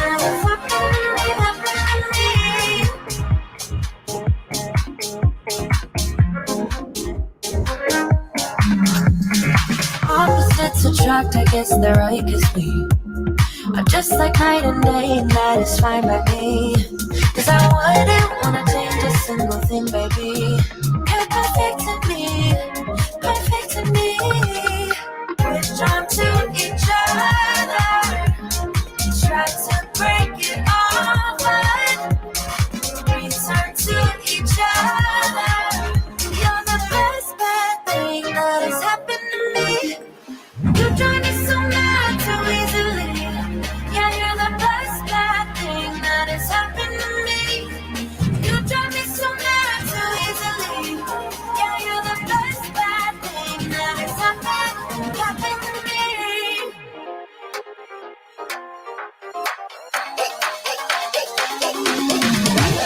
me.